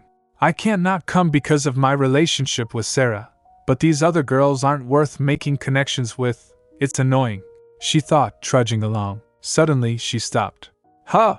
Wait, who are you? She asked, noticing someone unfamiliar. The groom stammered, flustered. You aren't the same groom as before, Arya observed. He suddenly came down with a stomach bug, so I had to take his place. The man explained nervously. What? A sick man managed to get all the way to the manor to change shifts with you? Arya questioned, her tone sharp. And no, that wasn't it. He came back to eat lunch and got a stomachache, so I came. The man stammered, sweating. You're saying he went home without my permission? He would have just packed his lunch to bring here from the start, Arya said, her suspicion growing. I am not really sure. I'm just... The man trailed off. Check his face, Arya ordered. Yes, miss, her guard replied. His name is Elect. He has worked for House Rosent for over 30 years. He's almost at the age of retirement. I see. So I know his identity, Arya said, stepping closer. But why didn't you report to me first? Were you going to keep quiet until I noticed for myself? And no. It's just... The man stammered again. Arya complained. Do none of you see me as your master? If I just continued on without knowing, she thought. If I hadn't realized something was off, things might have ended for me, right then and there. Her mind filled with frustration. I already made that mistake before. I was misled by the servants that Miel had ordered to manipulate me into doing foolish things. If Miel were to try and hurt me, she'd be able to do it. She could have useless guards assigned to me, and put me in danger, Arya thought, her mind racing. Miel, you're really a villainess who doesn't fall short of my expectations. This is different from the petty little ways she'd harassed me in the past. I've been growing smarter more quickly this time around, but you are also showing your true colors earlier. Arya concluded, her thoughts focused on Miel. Then she commanded the groom. You can head back to the manor with the carriage for now. I'll figure out a way to get home. The servant flinched. I understand, he replied hesitantly and left. As the carriage rattled away, Arya noticed his expression worsened after being sent home alone. The carriage itself had been rattling so much it was almost as if a screw was missing somewhere. Arya thought, well, thanks to that, my suspicions have solidified. Turning to another guard, she ordered, you go get a carriage. You might have overlooked the different groom, but you can at least find a new carriage for me, right? But that's a servant's errand. The guard grumbled under his breath. Arya said inwardly, I can't believe the old me never realized how useless these guards were. At times like these, I can't help but blame my background, she thought as the creak of the shop door and the jingle of a bell marked her entrance. Welcome, the shop owner greeted. I'm looking for a brooch, Arya stated firmly. Of course. We shall escort you to the private room, the shopkeeper said, leading her to the back. The brooch is for a male in his late teens. I'd like to see everything from simpler designs to fancier ones, she explained. Yes, my lady. Please wait here a moment, the shopkeeper replied. After Arya sat down, the staff whispered to each other. One said, I don't think we can show her any old brooch. Bring only the high-quality ones, the other replied. Yes, sir, first added. They say you can tell how rich a noble is from the face of the servant who holds their money for them. If the noble is wealthy, their servant stays calm even when their master asks to look at items without designating a price range. She isn't just any average noble. When the shopkeeper returned, he presented the finest collection of brooches, saying, Thank you for your patience. We've brought out the finest of our brooches. I hope they're to your liking. Arya examined the jewelry, impressed by the quality. This is some nice jewelry. They're high quality, even compared to the jewelry I saw in my social circles, she thought. Come here for a second, Arya instructed one of the shop staff. The person I'm gifting the brooch to mainly wears black clothing. I'll just put these against your jacket to see how they look. After testing a few, Arya decided on one. Oh, this one looks good. Will Oscar like it? I hope Oscar finds the gift burdensome, she mused with a sly smile. She turned to the shopkeeper, saying, I'll take this one. Oh, and I'd also like to purchase a few smaller brooches too. Is there a design you're looking for? The shopkeeper asked. I'd like the size to be about this big. Large enough that you can see it, but not too large. And the design, it should look something like this, she said, showing the seal of House Rose Scent. The shopkeeper's expression changed. This is the seal of House Rose Scent. Then this person must be that infamous girl, Arya Rose Scent, he thought, but as he observed her further, his perceptions shifted. She's a bit different from the rumors. From what I heard, she's a vulgar girl who torments Lady Miel. But after seeing her manners and her refined taste in jewelry, I'm not so sure.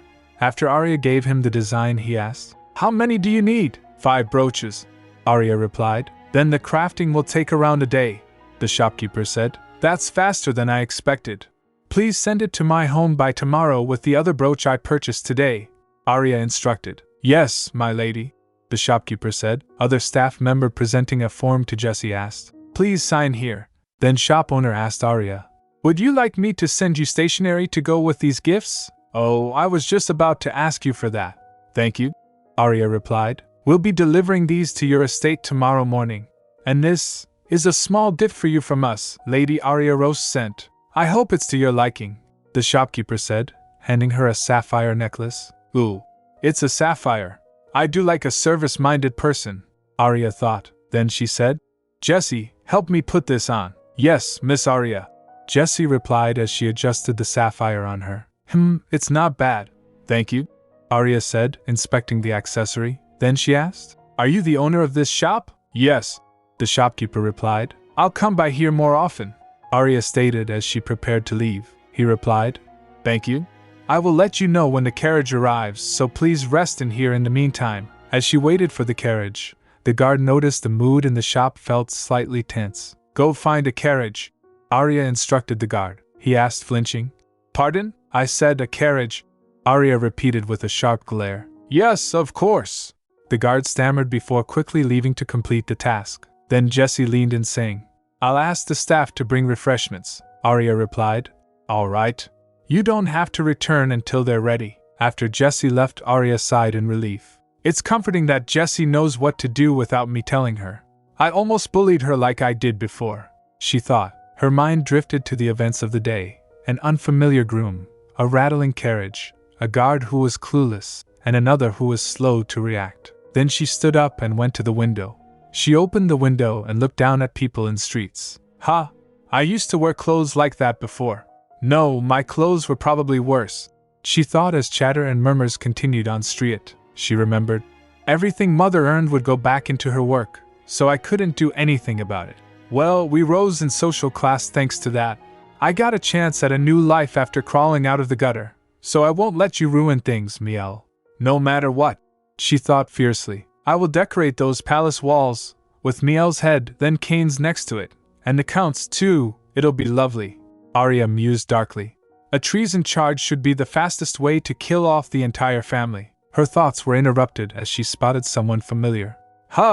That person is that guy from before. To think I'd spot him here so suddenly. Their eyes met, and Arya flinched. She quickly pulls the curtains in front of her. Did he just smirk at me? Her heart raced, filled with anxiety. What on earth is he up to? I don't understand his actions. He makes me anxious, Jessie returned. Miss, I brought jasmine tea and a fruit tart, she noticed and asked. Miss Arya, are you all right? You seem unwell. Is the carriage still not here? Arya asked impatiently. Oh, I was told the carriage arrived just when I finished brewing the tea. So I came to ask if you'd like to have the tart that's been prepared, Jessie said. Arya said, passing by her. That's fine. If you're ready, let's leave now. Yes, Miss Arya, Jessie replied. Arya's mind was racing as they left. I didn't think we'd see each other again, but I shouldn't worry too much. That guy has no reason to look for me anymore. He's not some high-ranking noble, so I don't need to concern myself with him. I can just ignore him. For now, I need to get out of here and hurry back home. She followed the guards and went to the carriage. As she was about to get on carriage, she smiles, thinking, I must have been too nervous. Oddly enough, there were a lot of bad things that happened today, so I was on edge. Her thoughts were interrupted as something rushed to her with flowers. What's that? She exclaimed. The guards protected her. A bouquet of flowers fell on ground. Then the mysterious blue-eyed person picked up the bouquet, saying, Oh dear, I'm afraid my present for you has gotten a little dirty. My timing must have been bad. A familiar voice said, smiling. Really, it's a pleasure to see you again, Miss Rosent, he said, her luck seemingly taking another turn for the worse. She thought helplessly. Why is my luck so bad today? How dare you? Arya exclaimed, her voice filled with irritation. This is a small token of my appreciation for the information you gave me before, the man explained. Thanks to your advice, my lady, I was able to avoid financial loss. Advice? Financial loss? What's this guy talking about? Arya thought, puzzled. She said, I don't know. I don't believe we've had any interaction between us that would warrant this kind of gesture. The man pressed on, his expression firm. Nonsense. Thanks to you, I didn't purchase an auction ticket. I was able to save myself from financial loss. What? Arya thought, scanning his demeanor. So he really is a poor noble who came to the city to get rich. But if that's the case, then why did he seem so menacing? The man held out the bouquet. So please accept these tulips. They have the blessing of the kingdom, he offered politely. Murmurs rose around them as he continued. This is a small gift I prepared, in the hopes that your future will be full of luck and happiness. Arya observed him closely. He's being polite and mild-mannered, unlike last time. What's going on? That irks me even more, she thought. I don't want to accept this kind of gesture when I don't know his intentions. Reluctantly, she extends her hand towards the bouquet. The man knelt slightly, then she said, I can't accept this without knowing your name, the man replied. Oh goodness, how rude of me. Please call me Asher. May I ask which house you are from? Arya inquired. For personal reasons, I would like to disclose my first name only, Asher replied cautiously. I see, Arya thought, scrutinizing him. Is he trying to get close to me, knowing that I'm a rose scent? Or maybe he doesn't want to ruin his chances with me after revealing his lowly family name. Either way, he seems to have an ulterior motive, and I don't like that. Arya grabbed the bouquet and shoved it in her guard's face. He sniffed the bouquet. Oh, it doesn't smell suspicious. They're just normal tulips, he added. Shall I taste them too? No, it's fine. Her sharp glare caused the guard to falter. Oh, all right. he muttered. Do you have any other business with me? I need to return home, Arya said firmly. I understand. Thank you for your time, Asher replied.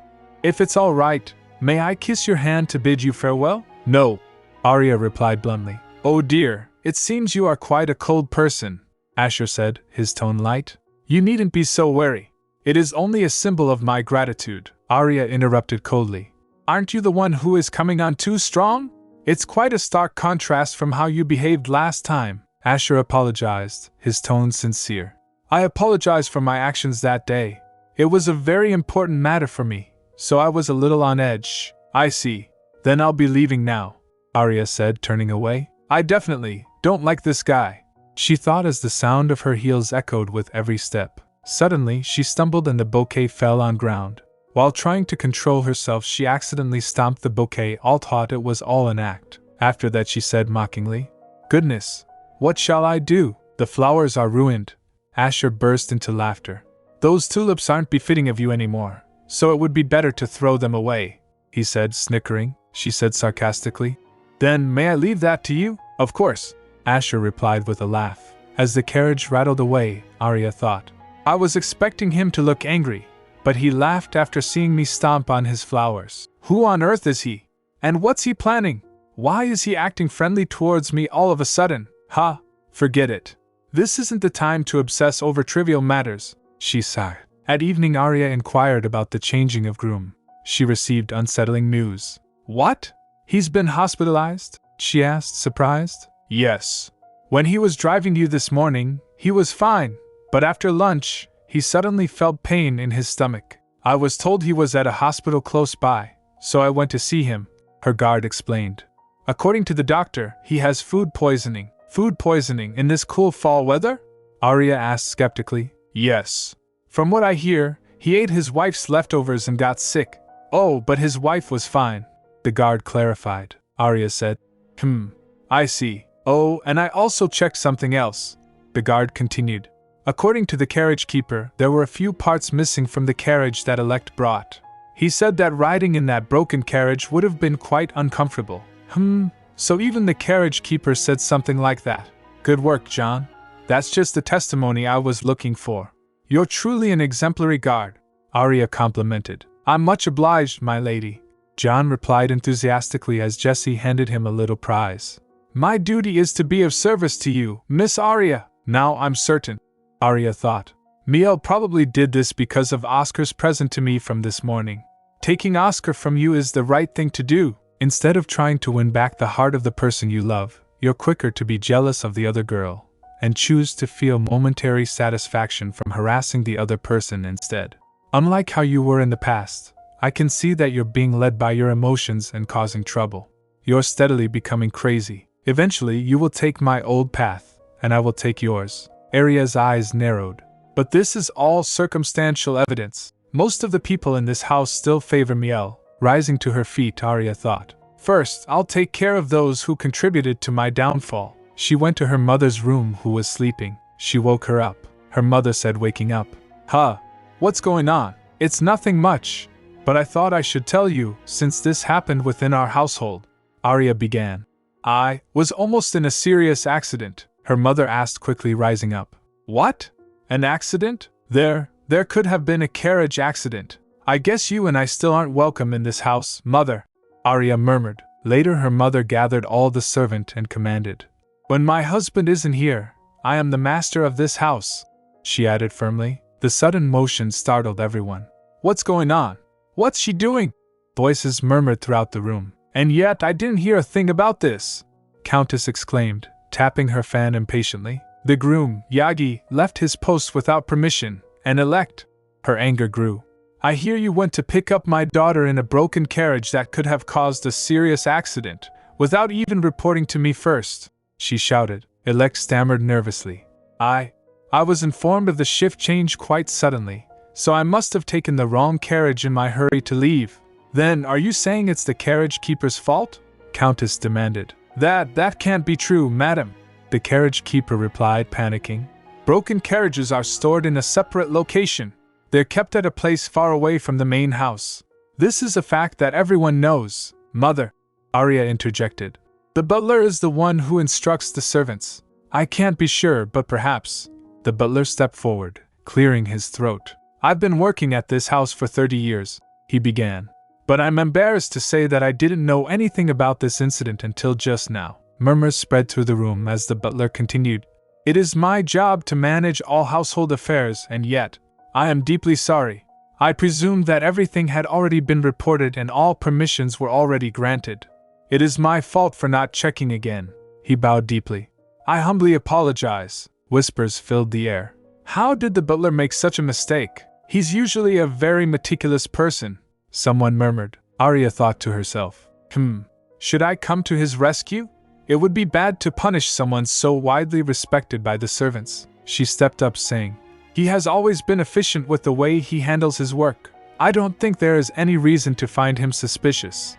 It's more likely that someone wanted to harass me because they don't like me, and carried out their scheme away from the butler's eyes. She eyed Miel suspiciously, observing her emotions. She doesn't even know how to hide her emotions, yet she uses such dirty moves. Arya thought grimly. She said, we should summon the guards, the Countess repeated. The guards? I don't know whether the groom purposely took a broken carriage in an attempt to harm me, or not, but either way, the carriage could have easily broken down. I could have died, Arya said sharply. That's true, someone murmured in agreement. With a tampered carriage, there could have been a serious accident. Why would he do that? Arya said. If even the butler didn't know, this was definitely planned. I don't think I'll be able to sleep like this. I'm so scared, she added, sniffing softly. Isn't summoning the guards a little excessive? Miel asked cautiously. Elect is close to retirement age, so he could have just forgotten where the normal carriages are stored. In the end, nobody was hurt either. I feel sorry for him. Arya turned to Miel. But I could have died, Miel, she said firmly. It wasn't life-threatening, was it? The carriage came back in one piece and… Miel began hesitantly. Arya first smirked, then interrupted coldly. Miel, what do you mean? It wasn't life-threatening. How could you know that for sure? Her voice lowered ominously. Did you, by any chance, know what state that carriage was in? Upon hearing those words, Miel's heart sank. Miel, how do you know the exact state that the carriage was in? Arya asked sharply. Oh, that… I heard about it from someone, Miel replied hesitantly. From whom? Who told you about it? Arya pressed. That's… Miel stammered, flustered, then her personal maid whispered something to her. Then she replied. I was talking about the result, Arya. The result? Arya questioned. Miel continued. Yes. In the end, you didn't get hurt. So it can't have been that serious, Arya said firmly. Yes, Miel. I see what you mean. But it could simply be that I was lucky.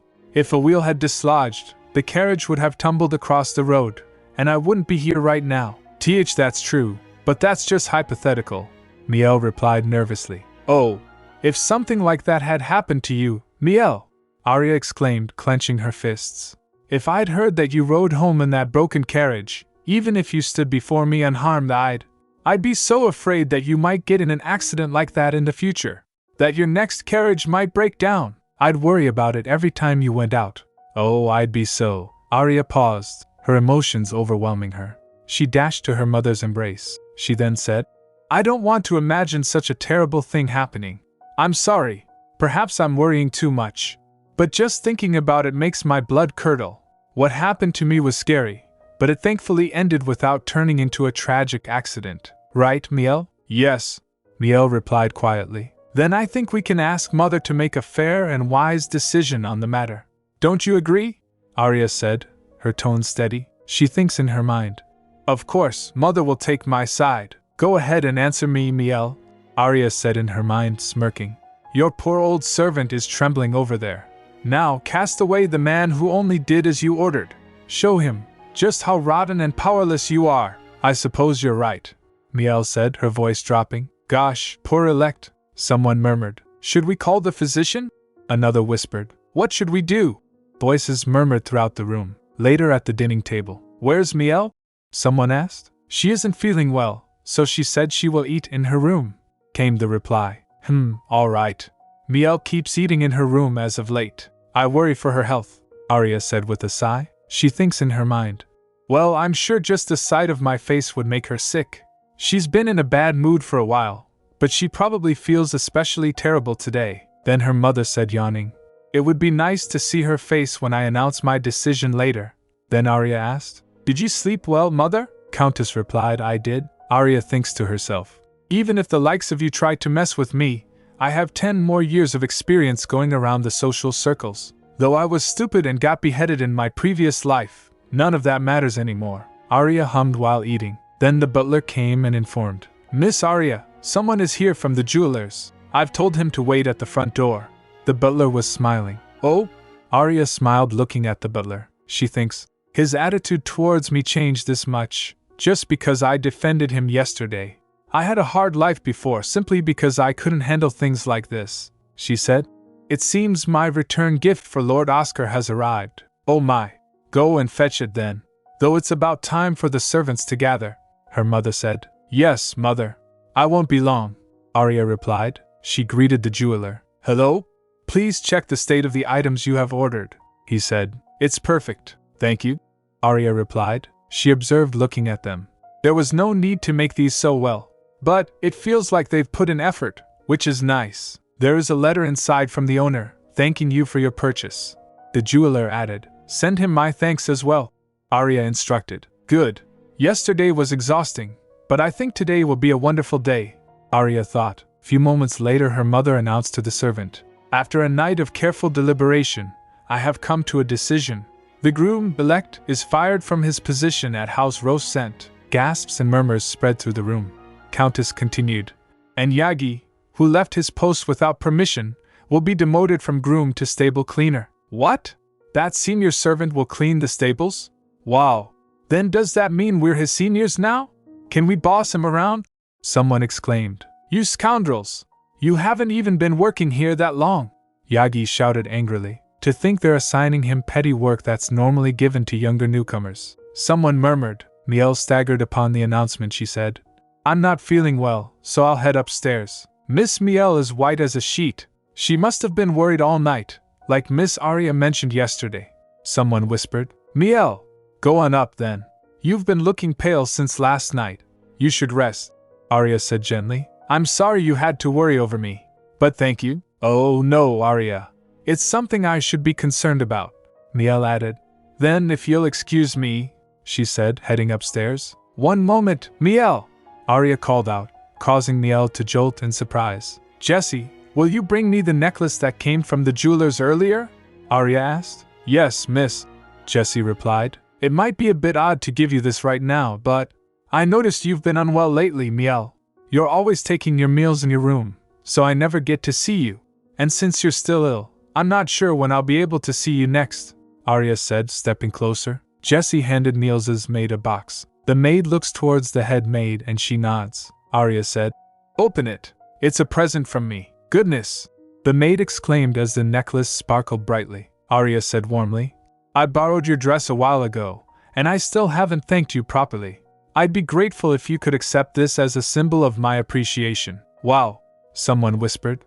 She got her such a luxurious necklace for something like that. Maybe Miss Arya is just generous, another murmured. Do you not like it? Arya asked. Oh, of course I do. Thank you, Arya, Miel replied. Really? That's a relief, Arya said with a smile. She laughed inside. Haha, the fact that I'm repaying you like this for borrowing your dress must make your insides boil. Arya snatches the necklace from the maid and asked, Would you like to try it on? I was worried whether it would suit you. Sure, Miel replied hesitantly. Then Arya puts it on Miel with her own hands. It looks lovely on you, Miss Miel, Miel's maid exclaimed. Ha! It's nice to see you two get along, her mother said. Well then, I'll be off. I need to get ready for my afternoon outing, Arya said to her mother. Thank you for your effort, mother. I'm grateful that you took the time to come to a good decision. It's my job as the mistress of the house, her mother replied with a wave. Arya said in her mind. You just leave everything to the butler, though. You don't really do anything, Arya teased with a laugh. Chatter filled the room as the servants returned to their posts. Arya watched them, her thoughts drifting. She's my mother, but she really is nonchalant, she mused. It would be great if the groom slits Miel's throat in revenge, but things won't sort themselves out that easily. Miel's servants will be taking care of her. What happened this time wasn't a big deal. so I should wrap things up here and wait for the next opportunity. Her mind shifted to something she had noticed earlier. That head maid. Emma, was it? She sticks by Miel's side like a nanny. It seems like she's the brain behind Miel's actions. Miel becomes a villainess with a black heart later on. But for now, she's just a timid 13-year-old child. What happened with the carriage might have partly been that maid's doing. I should look into Emma. Arya considered her options. Should I use that servant with the freckles? Her expression was so covetous earlier, she thought with a snicker.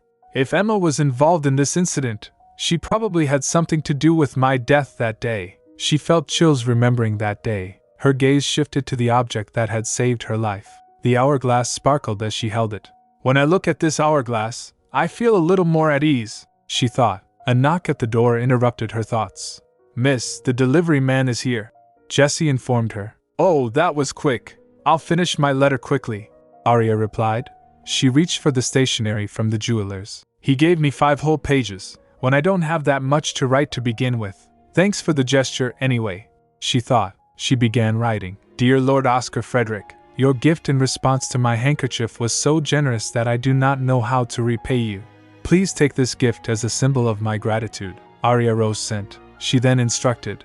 Wrap the letter with the gift and tell the man to deliver them as quickly as possible. Yes, miss, Jessie replied. As the maid left, Arya turned the hourglass thinking. The gift needs to reach Oscar as quickly as possible, so I can see Miel's face crumple sooner. Then Jessie came and asked, Miss, shall I bring you some tea? Huh! Arya replied, momentarily distracted.